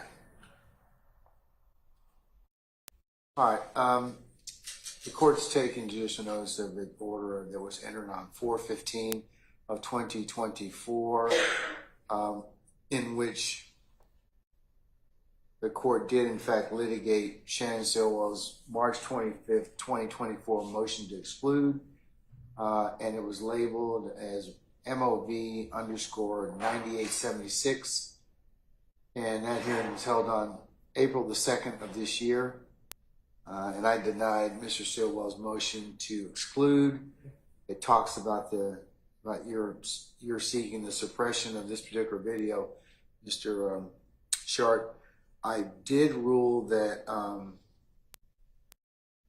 because you filed it in conjunction with the decision that was made in Baker. So I ruled that your contentions in the video and the statements contained therein are admissible under 401, 402, 403, subject to the proper foundation. So as long as the state can lay a foundation, then of course, then I will, of course, and it's also subject to any additional objections that be made at the time. So, Well, okay, subject to the proper foundation, I agree with, but I've already ruled on it. I issued about a 5-page order. Okay, and well, to the extent that Your Honor has previously apparently ruled that it's relevant, I would ask that Your Honor reconsider that ruling, considering this has, and I think Your Honor, in fairness to Your Honor, and you've said this to the litigants, you are seeing how this case plays out in real time, and you don't have the advantage that we have to know all the discovery. Now you know that this case, what this video purports to be, has nothing to do with any issue with Lil Wayne. And Well, I think what they're saying is they're not saying this is Lil Wayne related. They're saying that it's for other purposes, such as to show the relationship purportedly between your client, between Mr. Williams, and well, the tweet, Mr. Williams has nothing to do with the video. well, and let's focus. Let's focus on that issue involving Mr. Stillwell. Okay.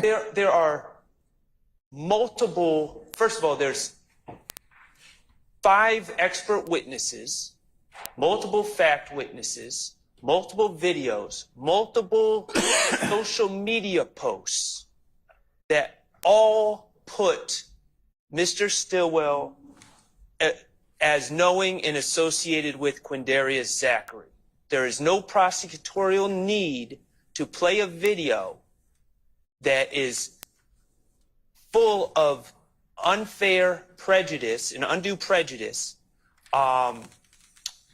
showing my client threatening someone who is completely unrelated to this case. And there are multiple ways that I will never deny the association between Quindarius Zachary and Shannon Stillwell, because they do know each other. They are associated. And that association is apparent throughout the discovery. So why we are playing this video, and if it has nothing to do with Lil Wayne and they want to show association, it's a little bit odd that the state wants to play Stop there it. just for a second. Let me just kind of inquire. Mr. Stillwell's purported threat, who's he threatening? Your Honor, he is threatening the artist known as The Game. Okay, and what does the game have to do with this case? So, Your Honor, if the court heard the video. What does the game have to do with the indicted case that we have right now? Mr. Stillwell's threat to the game on behalf of YSL was what made it relevant. But as to this. How do we know that he's doing that on behalf of YSL? Because he says it in the video. I can play it again for the court. All right, let me hear it.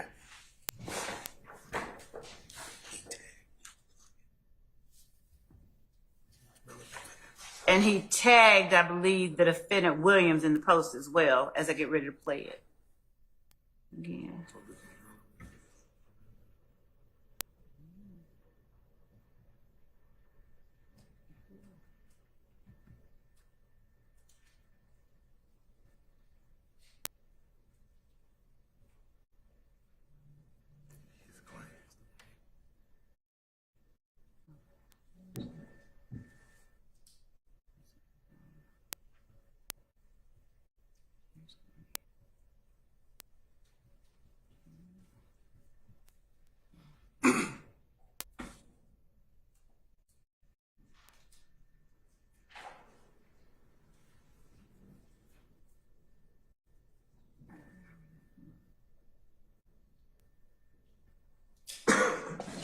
That same shit that got Big and Tupac killed, little fuck, nigga.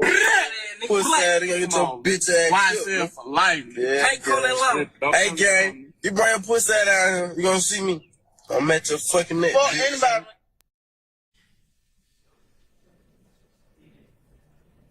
And so, Your Honor, as I Hold on. You like what? I'm sorry. What Ms. Love said about a threat on behalf of YSL, that was never stated in the video.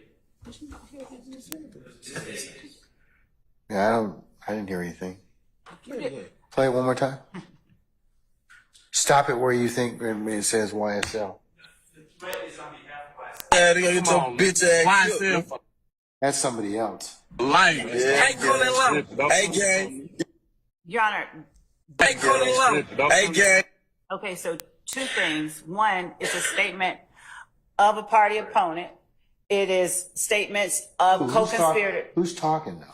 Both Mr. Stillwell and Mr. Zachary, Okay. who is going to be testifying as well. Okay. All right. And in addition to that, even though this is not the primary reason that we were offering it, there's also the back and forth between that shows the game stepping into the Wayne Jeffrey Williams conflict. But that's not even what the point of it all is, that it's relevant because it's a statement of a party opponent. It is a statement that shows their relationship to one another, the nature of the relationship to one another and to YSL, and the nature of the enterprise itself. This is the argument that we made. How's making a statement about the game, the enterprise itself? I mean, I see the other things about the relationship between the two, alleged co-accused, but I'll tell the court. The same, when he's talking about the same. He being who? When defendant Stillwell is talking about the same shit that happened between Biggie and Tupac, as the court is aware, they're both dead. And they have the guns up in this video. I think Zachary is sitting behind Mr. Stillwell. They're holding up guns. He's saying, bring your whatever ass down here. The same shit that happened to Biggie and Tupac, you're going to get it too.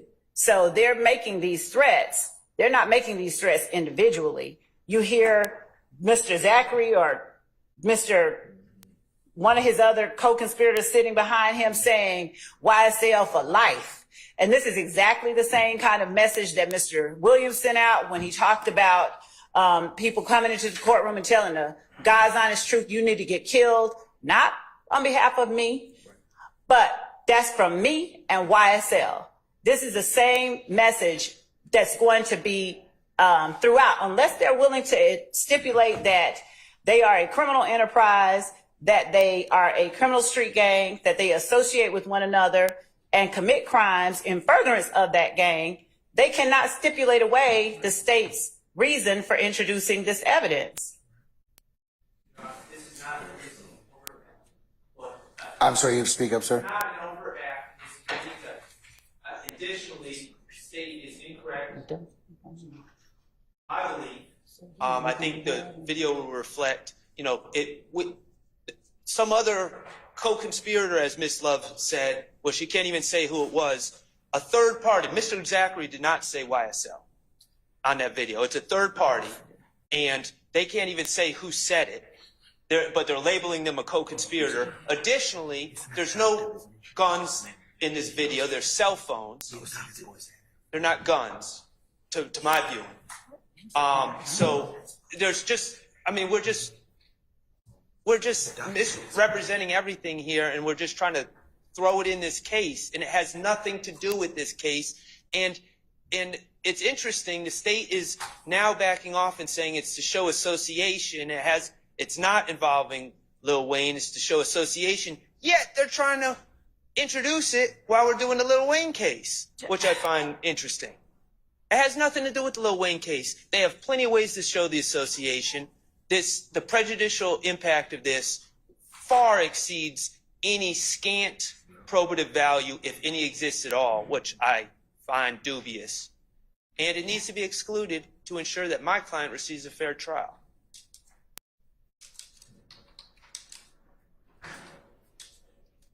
Judge, I think that it's a little disingenuous to say that this has no probative value. We literally argued the exact same thing at the last. It's probative, but it may be more prejudicial. Because here's the thing. The game, here, just listen. The game is not a participant, okay? All right? And I think you're running into kind of, into foul territory when you're trying to, you've already got evidence to show arguably relationship between these two, okay? And if the game's not involved in this particular case, which he's not, then that's the court's viewpoint of that. I mean, it's more, the relevancy kind of gets skewed at that point. Your Honor, if I may, from the very beginning, we have noticed the defendants that we were putting this in. The reason and only reason that I brought this particular video to the court's attention is that it is one of the ones that Detective RICO came across or was provided to him during his investigation of the Lil Wayne bus shooting and his investigation because he wasn't aware of YSL. Okay, but what does it have to do with the Lil Wayne bus shooting? So, Your Honor, we put in during the case. What does it have to, answer my, what does it have to, what does this State 7, conversation with a game, defendant Stillwell and Zachary have to do with the Lil Wayne bus shooting? The game stepped into the beef between Thug and Wayne. Literally, he steps into it. He comments on it verbally, outwardly, publicly. But what does it have to, okay, so he does, but what does it have to do with them? And so in response, that's what they said. To do with them, they are defending Thug and YSL, and they are threatening the game, telling him the same thing that happened to Biggie and Tupac was going to happen to the game. YSL for life. That's the whole point of it, Your Honor. And to say that because they claim it doesn't have anything to do with the Lil Wayne bus shooting lacks merit on 2 counts. One, this is an entire RICO case against YSL, whom we are alleging is a criminal enterprise. So to argue that it has nothing to do with Lil Wayne and therefore... So just stop for a second. I'm sorry to hijack you. But so are you telling me Detective Reese is going to be able to lay the foundation as to this conversation with the game, and as to the basis as to why purportedly YSL and Mr. Stillwell and Mr. Williams' involvement? So, Judge, when you come for one, if I may. Let her finish. When you come for one, you come for them all is the message that they're saying. You stepped out against this one, you coming for us all. So this message of unity, the way the court heard from one of our witnesses yesterday when asked, how did you know this person was leading the group? When he moved, they moved. This is the way that the group itself moves. You come for one, we coming for you. So this evidence is pertinent, relevant, necessary. It's disingenuous to argue that we don't need it because they've seen the relationship. They continuously argue their relationship is that they are fellow rappers. They are co-rappers. You have people holding up guns, threatening people. Their argument is that it's fake. Well, that's for the jury to determine. I'm not arguing. That is. Okay, let her finish now. As you know, you can fully develop your argument. Are you done? No, I was just trying to figure out who you were saying to stop. But, Your Honor, that's for the jury to determine. So if Mr. Stillwell's argument is, I don't see any guns, those are hands, whatever it is that he is saying, that's for the jury to determine because we can see the gun being pointed at the camera. This is not the only video with them threatening people with guns. And this is evidence that once the game disses Thug, Stillwell threatens him with violence. Your Honor, this is evidence that is relevant to the entire case and specifically to count 1 in this indictment. The assertion that it's not a listed overt act or whatever it is that Mr. Shart is saying makes the evidence no less admissible. We have a permissible reason. It should not be excluded. There's no reason for exclusion. Given that his client is the one making the assertions about threatening violence against someone, who has just recently dissed Thug, who is YSL. It's a statement of a party opponent. It's a statement that shows, as I said before, their relationship. It happens after this publicized beef between Wayne and Thug, and then Game coming in. So Wayne disses Thug. Winfrey shoots the bus. Winfrey is YSL. The Game disses Thug. Stillwell threatens the Game with violence. Quindarius Zachary is in the back holding up a gun. They saying YSL for life. It all proves material elements of count one. There's no way that any part of this can be deemed, yes, prejudicial. Every piece of evidence we have against their clients are prejudicial because it shows that they're guilty. So when you have him on video filming himself saying the same thing that happened between Biggie and Tupac is going to happen to you, then they're proving the case for us, their own words. And the court found that the relationships between and among the co-defendants and their association with YSL as an alleged criminal enterprise and street gang are crucial, particularly since the defendants denied that YSL is a criminal enterprise or street gang. Accordingly, the court ruled that the statements contained in the video properly relate to, inter alia, the nature and existence of the alleged criminal enterprise/gang, affiliation with the alleged criminal enterprise/gang, participation in the alleged criminal enterprise/gang, gang association and membership, and the connection of the defendants with one another. And accordingly, the court denied defendant Stillwell's motion to exclude it. The court ruled properly. The court not only ruled in court, the court signed the order and entered the order. So when the argument is made, Your Honor has ruled, this is a situation where it is in writing, and the court has ruled properly, I might add. And there is nothing, no reason, no legal basis for the exclusion of this evidence against the court's prior entered order. Your Honor, in these statements, there is no gun in the video. It is a flip phone. Okay. And this is dangerous. It's not Mr. Matthews' flip phone, but it is a flip phone. It is dangerous when we start just willy-nilly saying things and commenting on the evidence, and we're wrong. But additionally, Your Honor, I'm not arguing that it's a rap beef versus a real beef or anything like that. The state can say that I'm doing that. I'm arguing one thing very simply. It's irrelevant. I shouldn't have to argue one way or another because it shouldn't come in because it's irrelevant. The jury shouldn't have to consider one way or another. It's not a question for the jury because it's highly prejudicial. It's of limited relevance. And the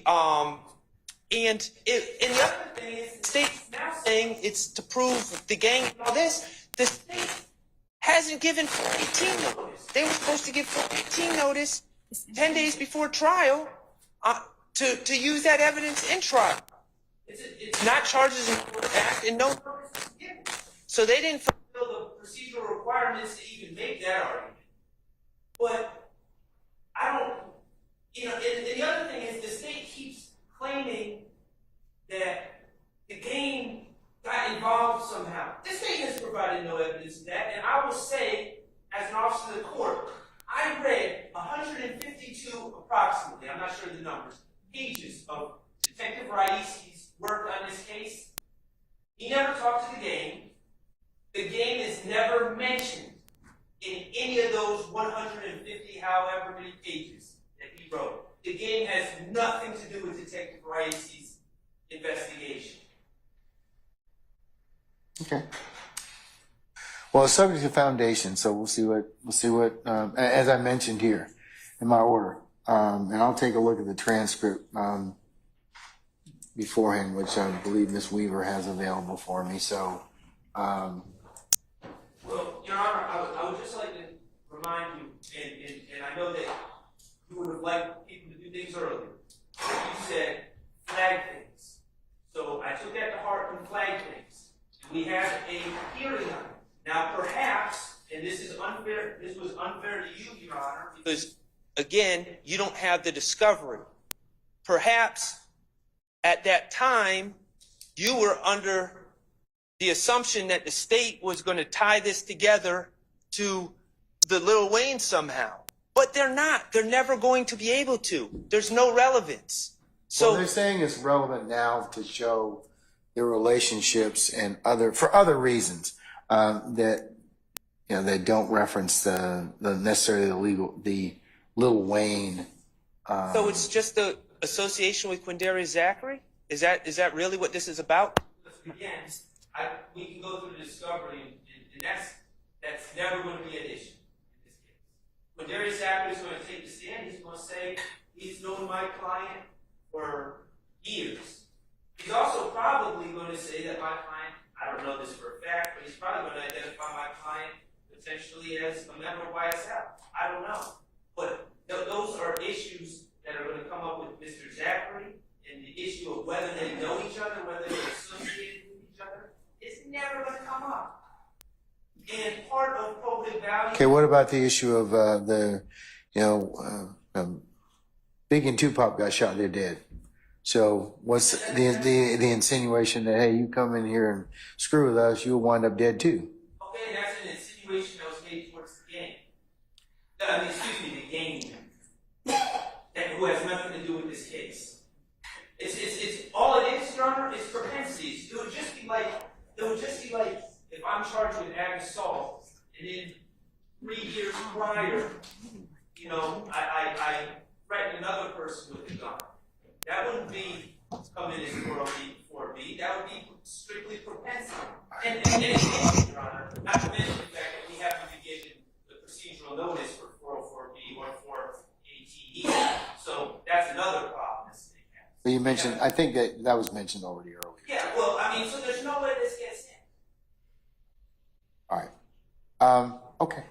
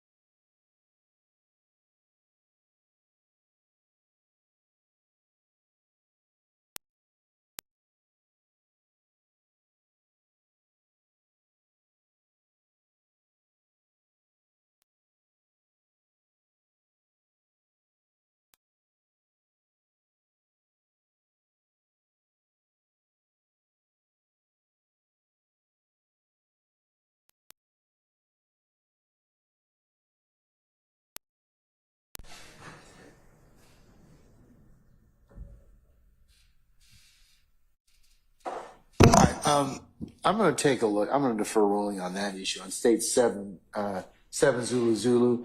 I want to take a look at the transcript again. It would be subject to foundation, but I want to take a look at what was argued previously in light of what else. And also, I'll just have to also consider at this point in time that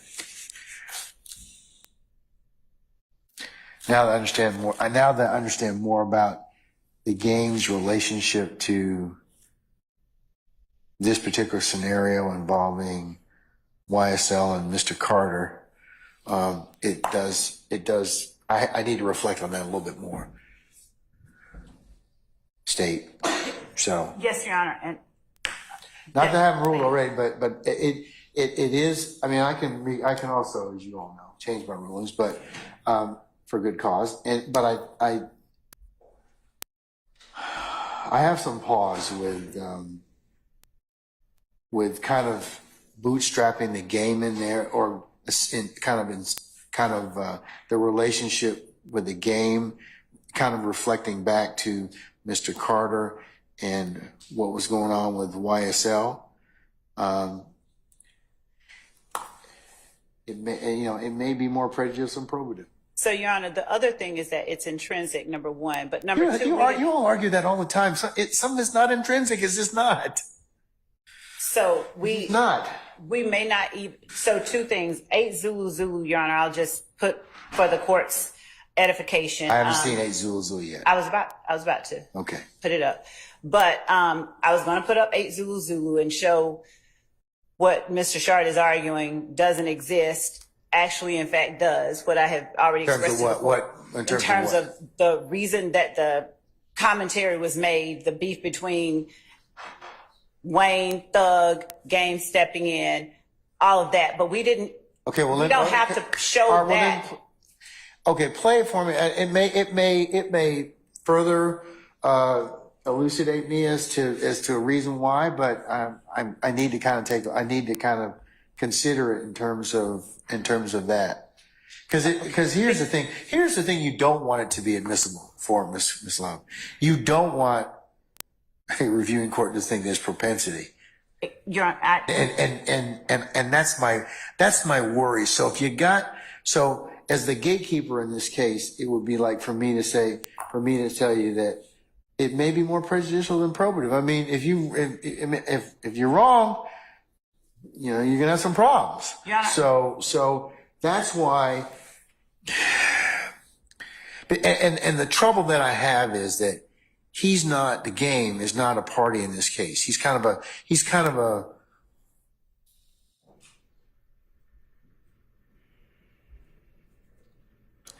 somebody that inserted himself in this particular issue, and YSL may be, or the issue is, it may be for the purpose that you're seeking it for, but if you're wrong about it, and it really is propensity, then the court believes it will be more prejudicial than probative under 403. So, all right, let me take a look at it again. Let me hear 8 states 8 Zulu. Is it 8 Zulu? Yes, Your Honor. All right, let me hear that.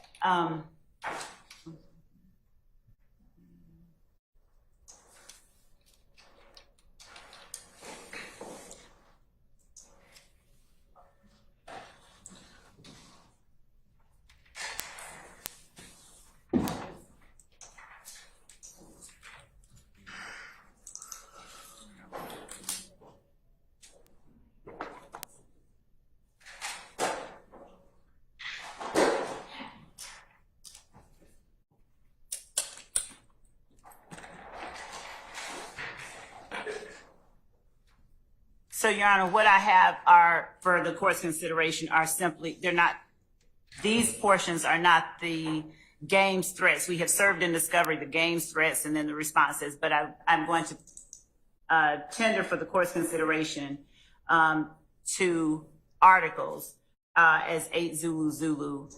And the first one was dated May 6, 2015. Apparently, the Game will F Young Thug up for Lil Wayne, and it just chronicles the threats that the Game made to Lil Wayne. And then the second one is, I believe, Defendant Williams commenting on that beef, if you will.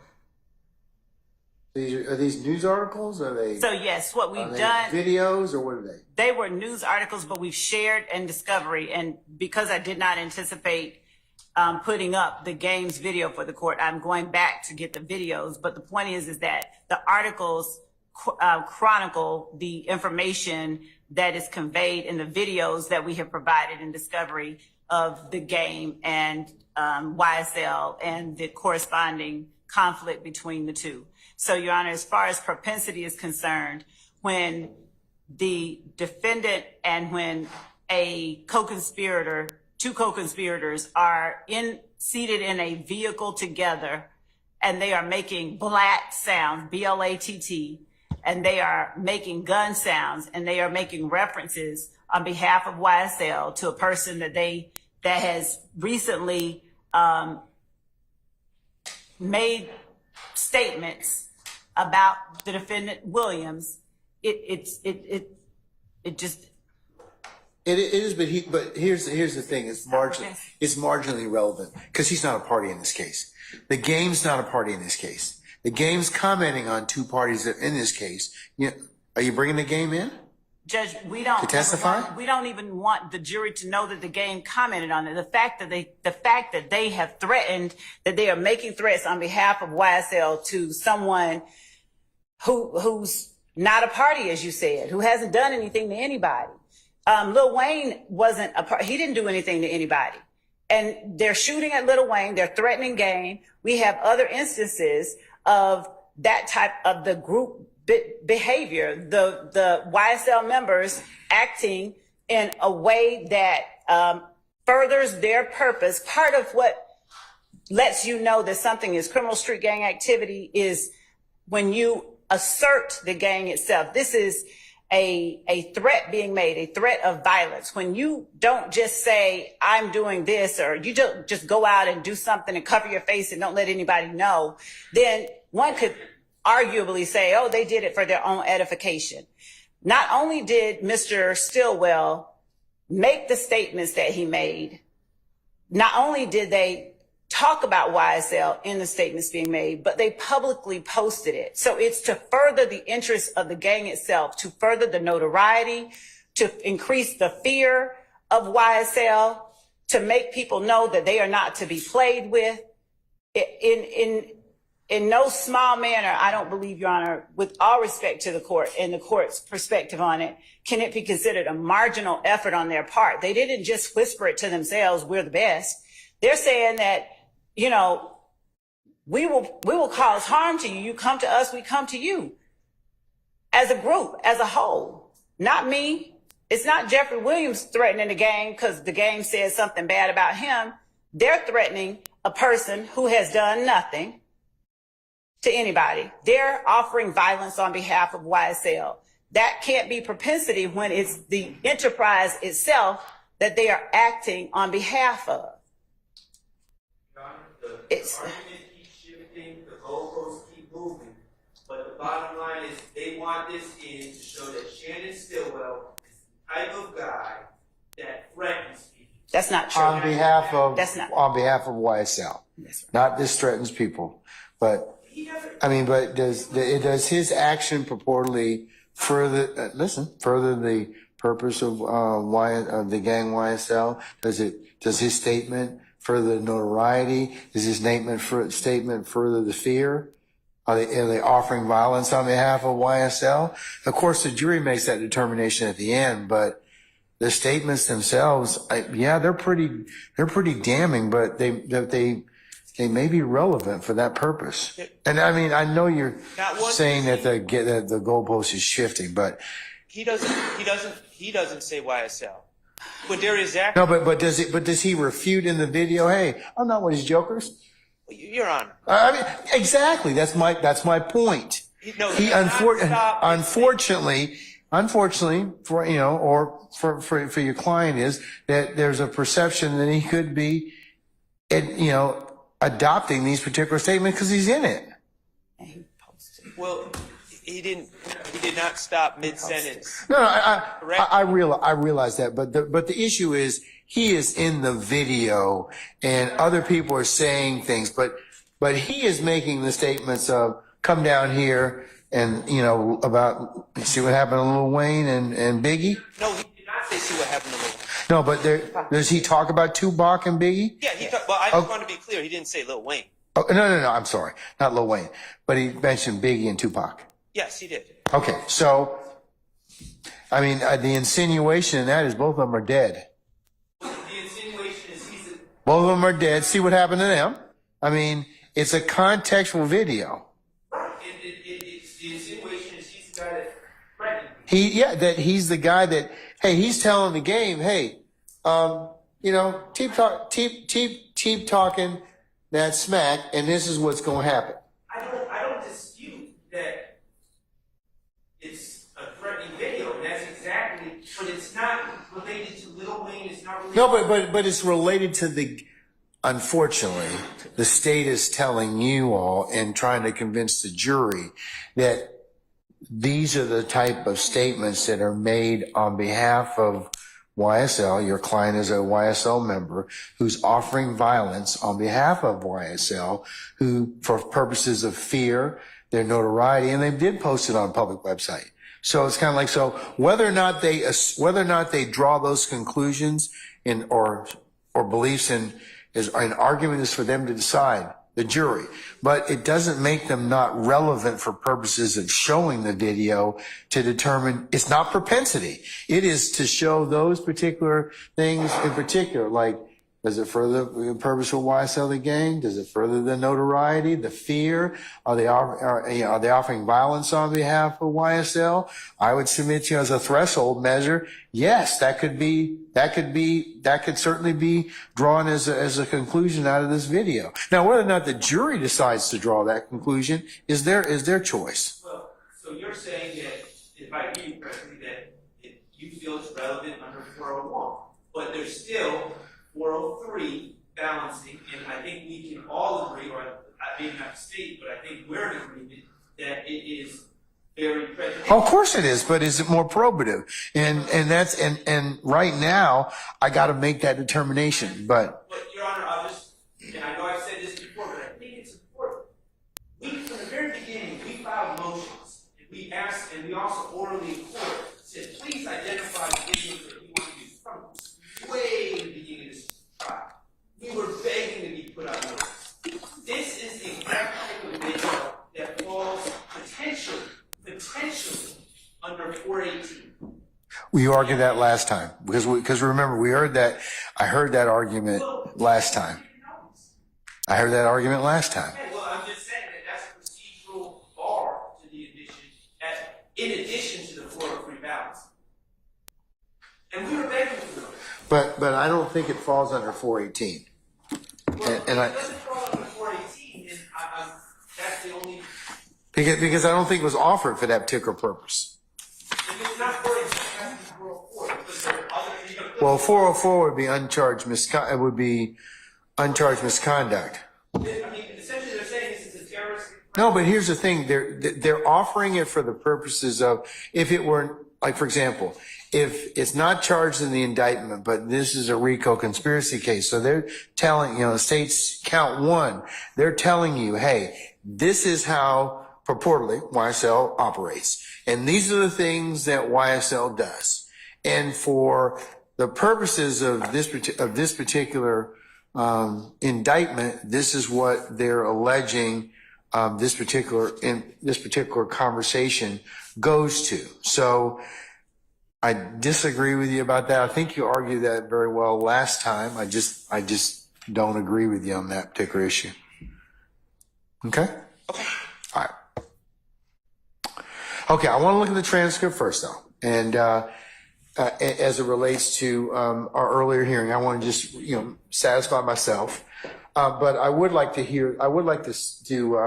play or look at these news articles just for the purpose of chronology. So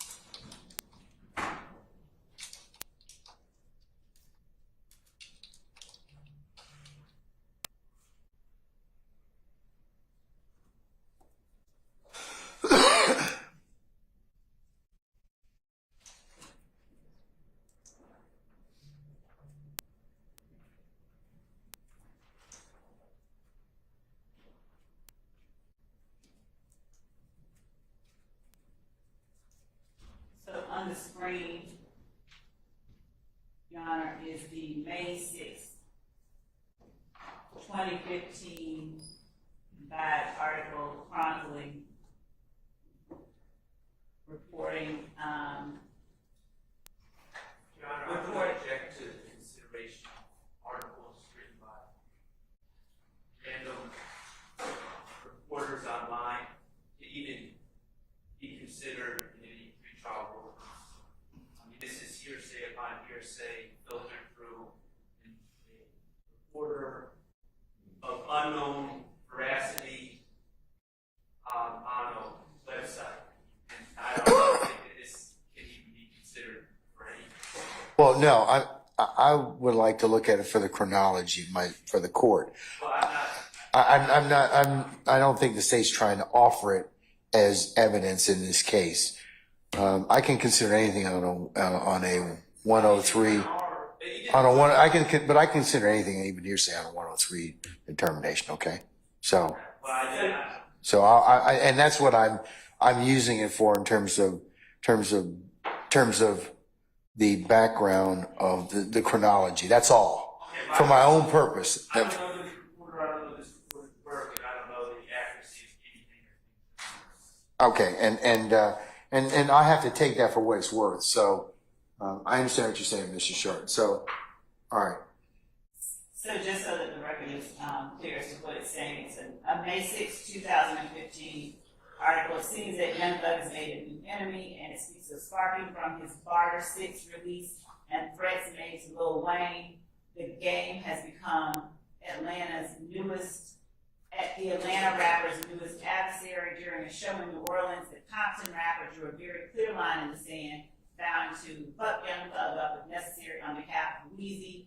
And then it talks about what the gang said on stage, that he's never been to Hollywood, he's just been Holly Grove.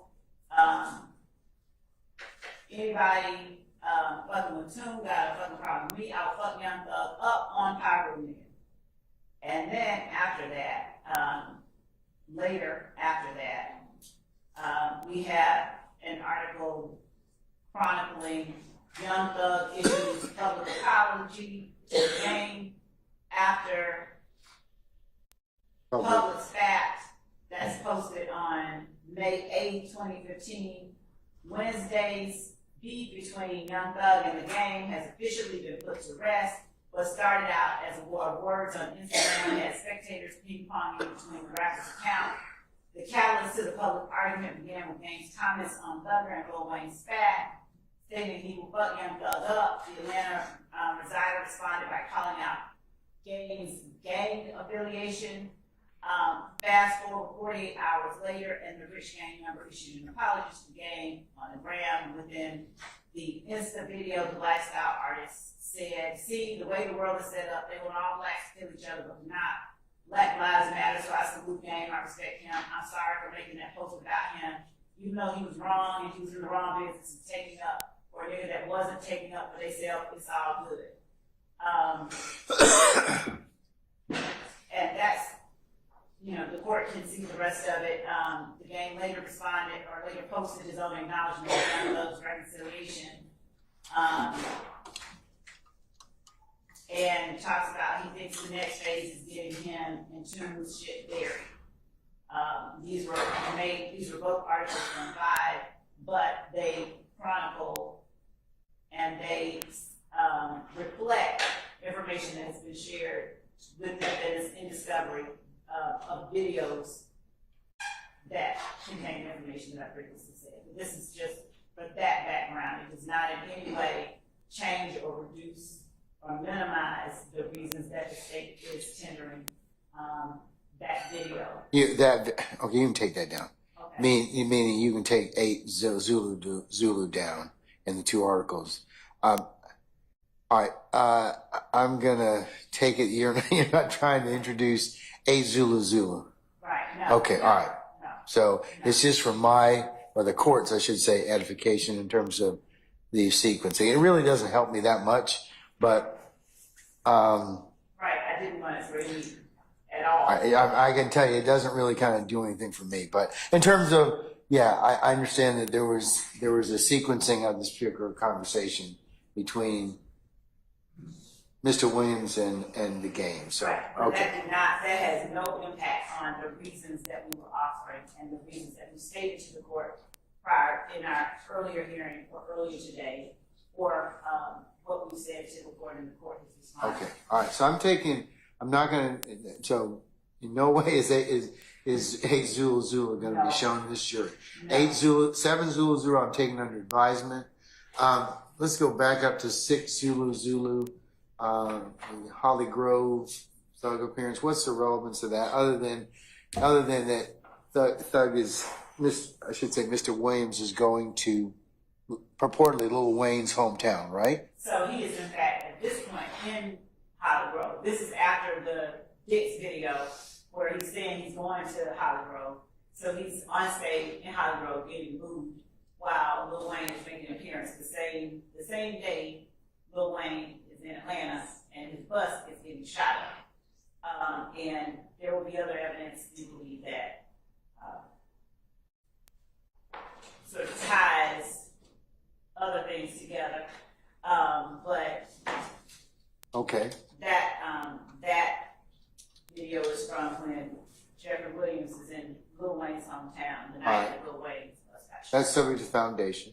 Right. Tell me about States 4 Zulu Zulu in terms of the 6 to 10 album basis, the video that starts at those segments that start at 159 and 213.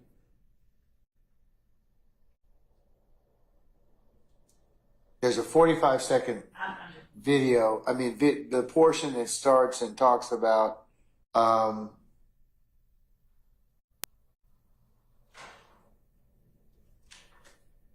reportedly Mr. Williams talking about Carter 6 through 10.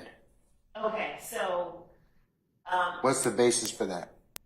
so it's defendant Williams' words, it's statements of a party opponent. It is part of the background, part of the reason for the rift between defendant and Dwayne Carter, whose bus was shot up by a member of the group. Defendant now argues it's just a music group. We have that as part of the motive, part of the reason for this. So State Zulu Zulu that the 6 through 10 comments, you're saying those are statements of a party opponent, correct? The ones with Mr. Williams speaking to. Yes, he's talking to the camera. Yes. All right. If we, and I'm not saying that we're certainly playing that way, yes. Okay, what about the video that starts at 159 seconds? Is Mr. Williams talking then? I can't remember, so. There's 2 segments you mentioned, you invited my attention to. That was 159 and 213. Yes, at 159, he is talking. Then he is sitting in red boxers, and it is this portion here.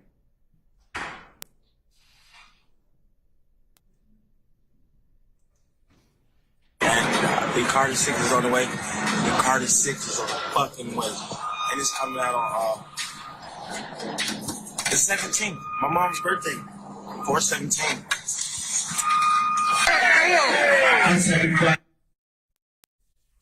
So the portion before Lil Wayne comes up is the defendant Jeffrey Williams talking about when the Carter 6 is coming out on April 17th. And to be clear, Carter, just to give the court a little bit of background, as I've already said, is to be the new name of Lil Wayne's album. Lil Wayne was in dispute with his company over the release of that album. Mr. Williams took it upon himself to say, I'm going to release an album, and I'm going to call it Carter 6. And there was this, of course, there was this lawsuit, and Mr. Williams talks about he's getting threatened, he's getting sued, so he's not going to call it the Carter 6. He's going to blood it up, and they're going to call it the Barter 6. So, and then you hear, as we said earlier, the video that the court is That states to Zulu Zulu, Right. which you claim are statements of a party opponent. So basically, the states Zulu Zulu is for Zulu Zulu. Are you saying they're statements of a party opponent? Yes. And their relationship to this Yes. Lil Wayne dispute Yes. that's going on? Okay, all right. Which also involves these tour bus being shot up. Right. Little Okay. Wayne, two of us was shut. Yes. Okay, all right. All right, well, subject to foundation.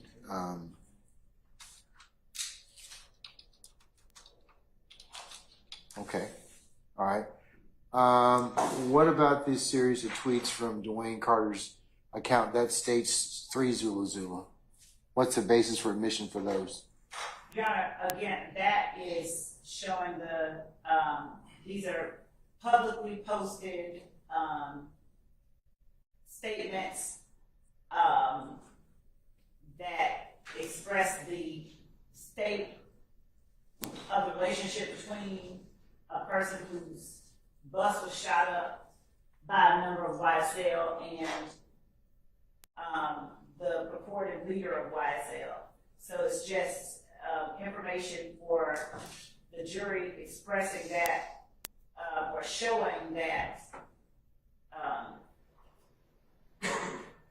statements that were put forth, that were put out there publicly, and that may have provided a motive for what tensions exist between them.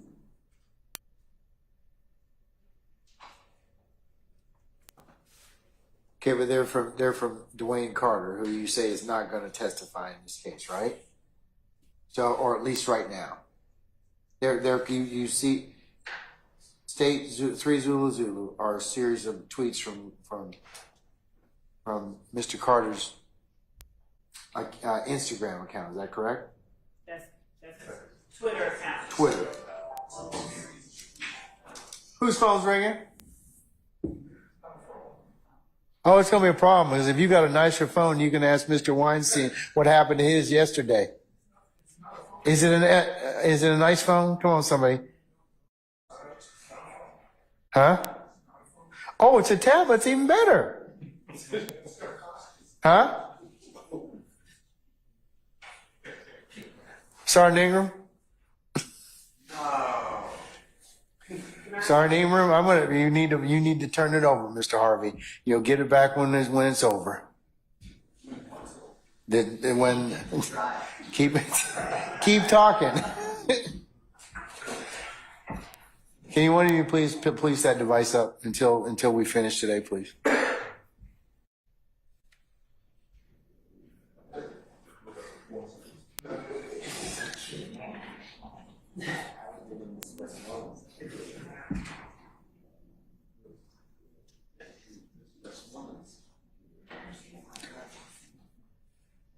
Oh, I don't feel so bad. Oh. Is it her computer or is it yours? Okay. All right. We'll just hold on to it. Okay. All right. We're talking about I'm sorry. What about? the exhibits that we're speaking of. Which is the last one we were talking about is the 3 Zulu Zulu, a series of tweets from Mr. Carter's account.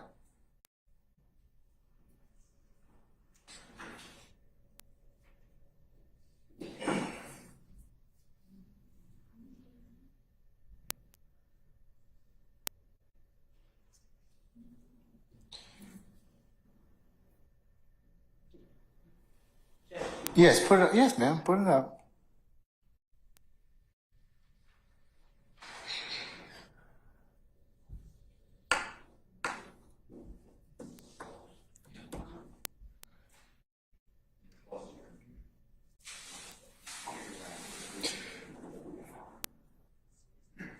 And they didn't even try and help you out either.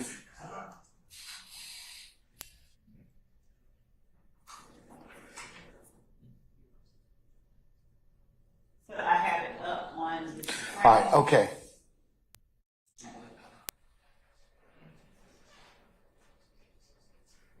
All right, just advance it from screen to screen. We've already identified the words. Okay, so the first one. That's the first one. All right.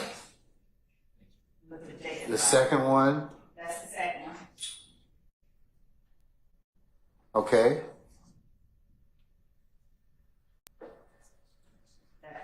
The third one.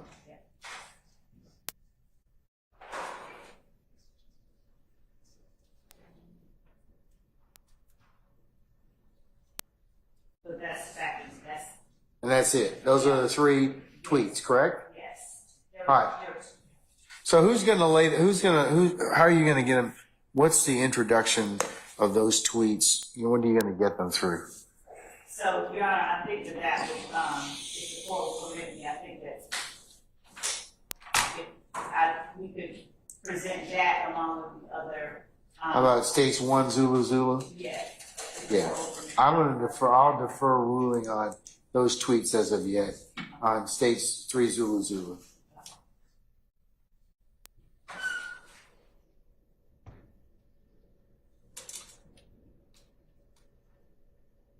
Can I give something for your consideration when it's appropriate on that? On 3 Zulu Zulu? Correct. Yes. Yes, you may. Go ahead. Okay. Mr. Thank you. Steele. Thank you, sir. Your Honor, I do want to tell the court just a couple things about 3ZZ, Zulu Zulu. I don't have any of the supposed tweets of Mr. Dwayne Carter in discovery, so I don't know if this is in context, out of context, accurate or not. I also not going to agree that this is Mr. Dwayne Carter's actual Twitter account. I personally have seen nothing that recognizes it as his Twitter account. In addition to that, I'm not saying that Mr. Dwayne Carter, if it is his account, wrote those words. And the state, as I said, I'm not repeating, didn't give me like they gave me like Mr. Williams from 2013 to 14 Twitters. They only gave me a few, but they gave me the entirety of that. It was a subpoena, and they gave it to me. Here, I have nothing on Mr. Carter except this. Also, I don't know I'm not going to agree that it has anything to do with Mr. Williams. It says F, them, DEM, fake ASS thugs with an S, and then it says something about Slim, word to Slim. I mean, I don't see the relevance. In addition to that, on all of these, Your Honor, all these slides, as I call them, that's how they were originally given to us, as an exhibit with a slide number. They all have commentary on Are you talking about state Zulu Zulu, 3 Zulu Zulu, or some? Yes, but every one of them. Like this one says, the very bottom on your screen, Twitter, Lil Wayne responds to Young Thug. I mean, I don't know who wrote that. Maybe the state, maybe not the state. Maybe a blogger, maybe not a blogger. Maybe Mr. Carter, maybe not Mr. Carter. But somebody wrote that. So you're still objecting as to foundation itself, Yeah, or authenticity? Everything. Or even yes. though it has that purported like blue check mark Yeah, I don't. that said that demonstrates that it could be a legitimate account. I don't know. I don't know. I was just told it was verified, so the court may have known something I didn't know, but verified by whom? I don't know. My point is, biggest point is, I'm getting like a little snippet out of a book, and that's just not right. Well, did you subpoena the entirety of like where this of Mr. Carter's does law enforcement have additional? I don't know. Did you ask? I didn't get it discovered. Did you ask Detective Racine or Racy? I did not ask Detective Racy. All right, well, His file should have been given to us.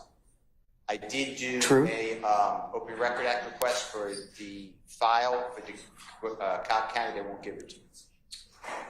DA's office. It's a closed case. They won't give me the case. So I only have what the state gave me, and it's really not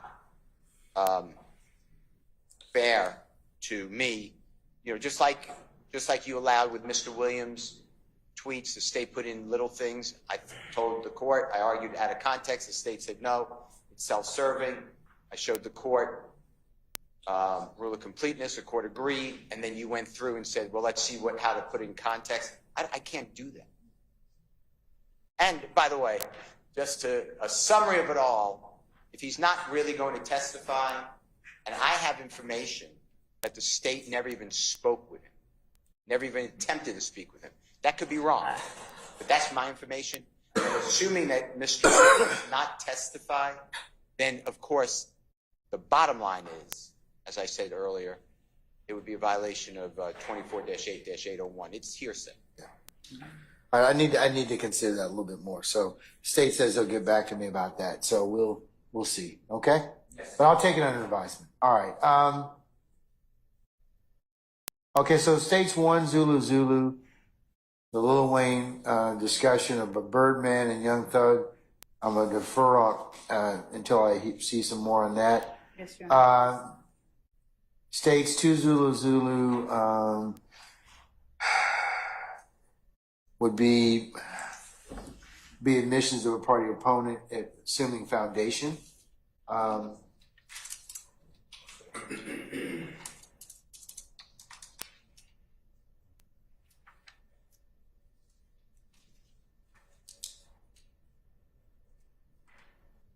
States 3, Zulu. I said I'll defer on that. I need to hear some more of that in terms of foundation. States 4, Zulu. Say those particular segments or statements of party opponents subject to foundation. States 6, Zulu. The thug appearance at Holly Grove, where he comes Lil Wayne's hometown, subject to foundation. And then state 7, Zulu. I'm gonna take a look at the transcript after Ms. Weaver lets me look at it. Even though there's an order, I need to I want to make sure that I refresh my memory as to the other, as to our hearing that was held in early April, given the court's knowledge or current knowledge of the facts and circumstances. And then states 8, Zulu are the 2 news articles. They are not considered for any purpose. I don't find them to be helpful to me, even with the timeline. So I'm not going to consider them in any way. And Your Honor, I did not, I skipped states 5, Zulu. Counsel has reminded me, those are of the same nature as states 3, Zulu. With the court's permission, I'll go ahead and publish that.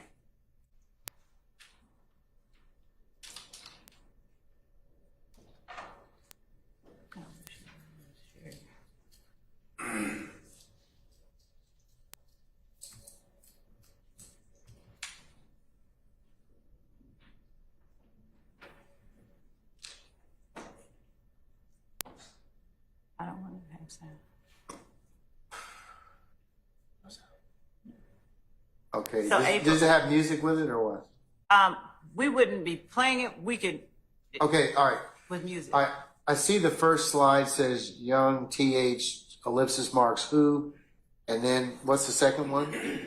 The second one Okay. is this. For the record, I don't like to start beef. And this was April 1st. Go back. I'm sorry. Let me see. April 1st, 2015, 11:38 a.m. The first one was April 1st at 11:36 a.m. So at 11:38 a.m., Lil Wayne posts on his Twitter account, for the record, I don't like to start beef. When these artists like Young Thug approach me, they get smoked.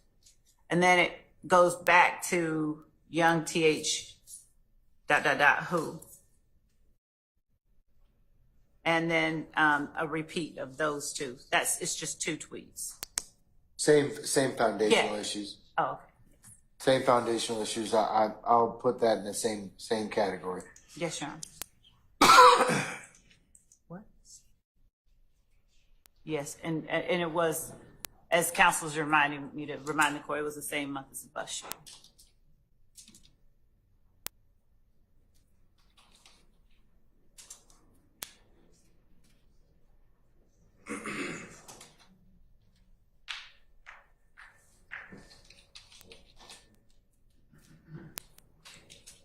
Okay.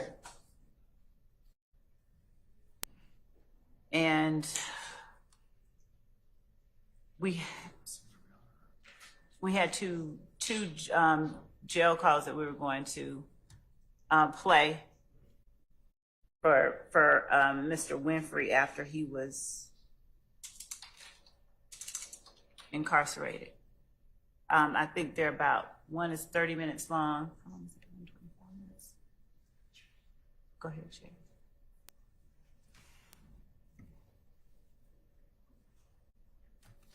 Which detective is going to get the Racy. Racy? Have you provided that to counsel? Yes, unequivocally yes.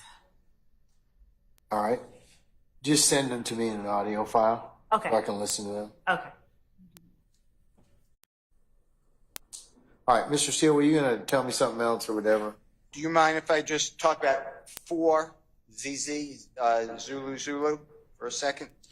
Yes, that's your client speaking in different points in regards to the album 610 and some other statements, the release and being sued and whatever. Yes. Okay. It said that it's party opponent, so it's admissible. That's By us, Your Honor. Yeah, that's their basis of Yes. Not them. I understand. All right. I have 3 criteria I'd like the court to just consider for me. First of all, again, but they're all like this. They have commentary on the screen. I would object to it. That one says, Lil Wayne stops young thug from dropping the Carter, and then it has a blank, blank, blank, a dot, dot, dot. So I would ask that in every one of these to be removed if they're admitted. And these are not the full, what you're getting, what I'm getting, what we're getting is slices. These are not the entirety of the statements. These are a blogger's snippets. And what the detective did is he went to a blogger and then pulls out these snippets. I would like, and I can't find, I would like the entirety of these interviews or statements to put things in context, because Does the state, first let me just interrupt you, does the state have those in their possession? I can't Or does the detective have those in their possession? I could not in good faith answer. Did you all serve a, subpoena to try and attempt to acquire those the entirety of it? I tried to get the entire, I cannot get it. I'm not saying someone else can't get it. I don't have it. You didn't answer the question. Right. Okay. All right.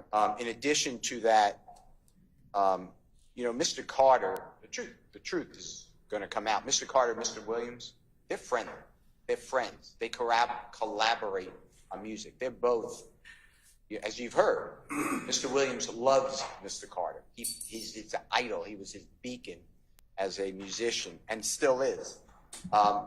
This whole thing about the beef, as in this, if the state doesn't play for you, but as in this blogger, it generates, it's an advertisement, it's promotion. It generates for both artists to get more recognition.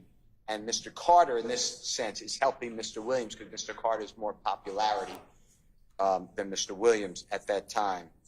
So anyway, I tell that to you just to put it in context. This is not the angry, we're going to get a mob. That is the state's theory. I agree with that, and I understand that the theories go out and juries make determinations. And I'm sure you're going to examine any witnesses to that. So I like to, but I don't really have the right witness because all of this hinges on a theory by Detective Racy and the state of Georgia saying that Jimmy Winfrey somehow picked up the mantle along with a statement, one statement made by Mr. Walter Murphy on recording that we were going to the compound to tell, this is my word, boo, this I think was the word, but to boo Mr.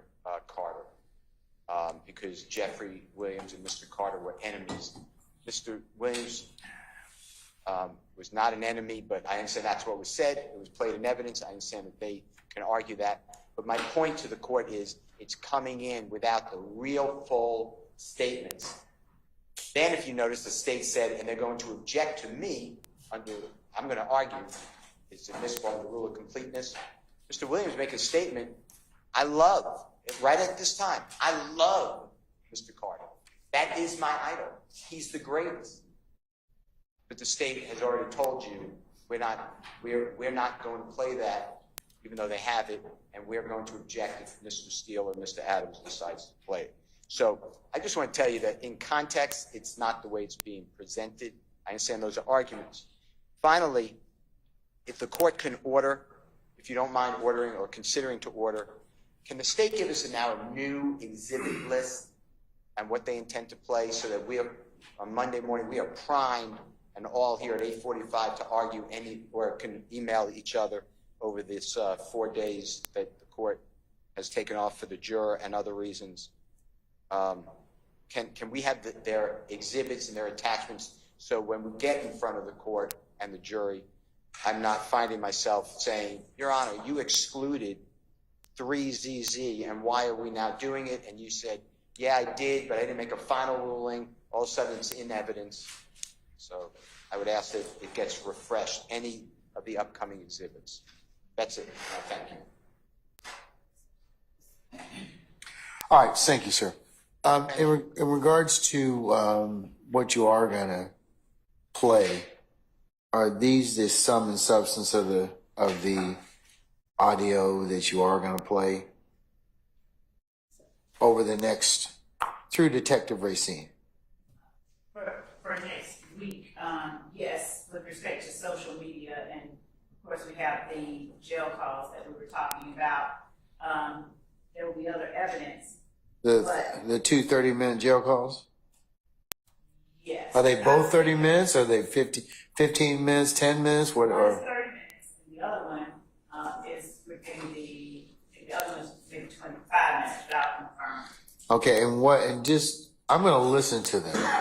I want you to send them to me, and along with the other parties, just so, you know, there's no ex parte, but send them to me so I can listen to, if you could send them by close of business today before 5 o'clock. We can do that. We can actually get. Or if you have them on a drive. They're on a CD. We can give the court the 2 CDs. We'll make 2 copies of these CDs. Okay, well, can I get them on some other removable media? Can I get them on like a thumb drive? That was what we were trying to do. We were having trouble playing them on the thumb drive. The CD has the player embedded on it. And so the thumb drive, when we copy it to a thumb drive, it does something. I don't have a way to listen to it I have remotely. I mean, yeah. Sorry? I can loan you mine. My CD player is attached. Yeah, I don't have one in terms of, I probably should need to invest in one. No, Rick, I can. Okay, well, yeah, that's fine. We don't have one upstairs, do we? We don't have one. Yeah. I'm here.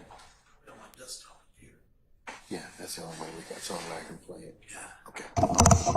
Okay, all right, so I'm gonna listen to it. All right, so just in general, what are you offering them for? These 2 calls with Walter Murphy. No, these are not Walter Murphy. I'm sorry, with Jimmy Winfrey, I apologize. One is with Jimmy Winfrey and Jeffrey Williams. So that's part of your opponent's statement. So the other is between Jimmy Winfrey and Amina.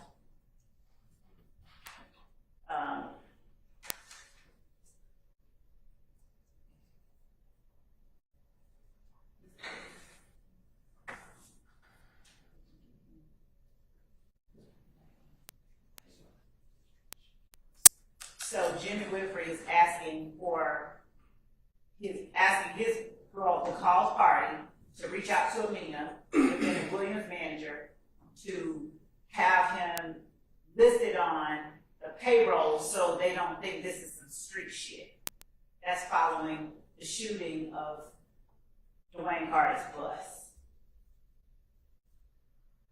Okay. All right. Okay. All right, I'll listen to it, but it seems like there's, and if there's any other legal basis for me to consider, you all can include me in the loop on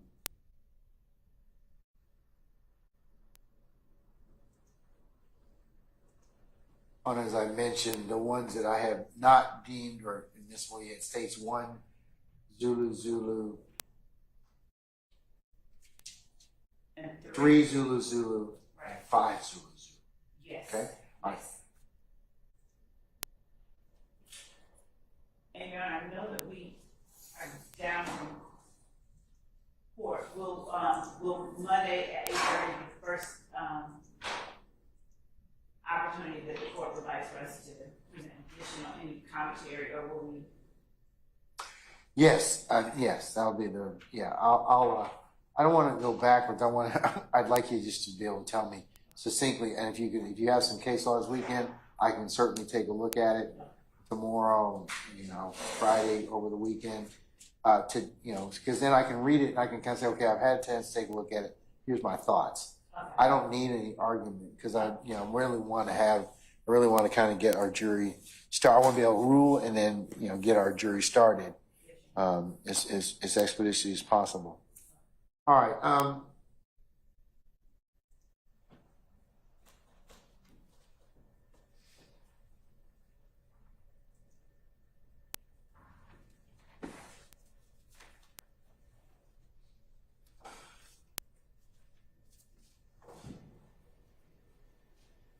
Mr. Steele, as it pertains to your motion in limine number 48, I'm not going to take up all. You flagged a lot of different things that I don't think the state necessarily may in fact play or call. So to the extent that we need to revisit anything, if you just flag it, I mean, if now you know what the between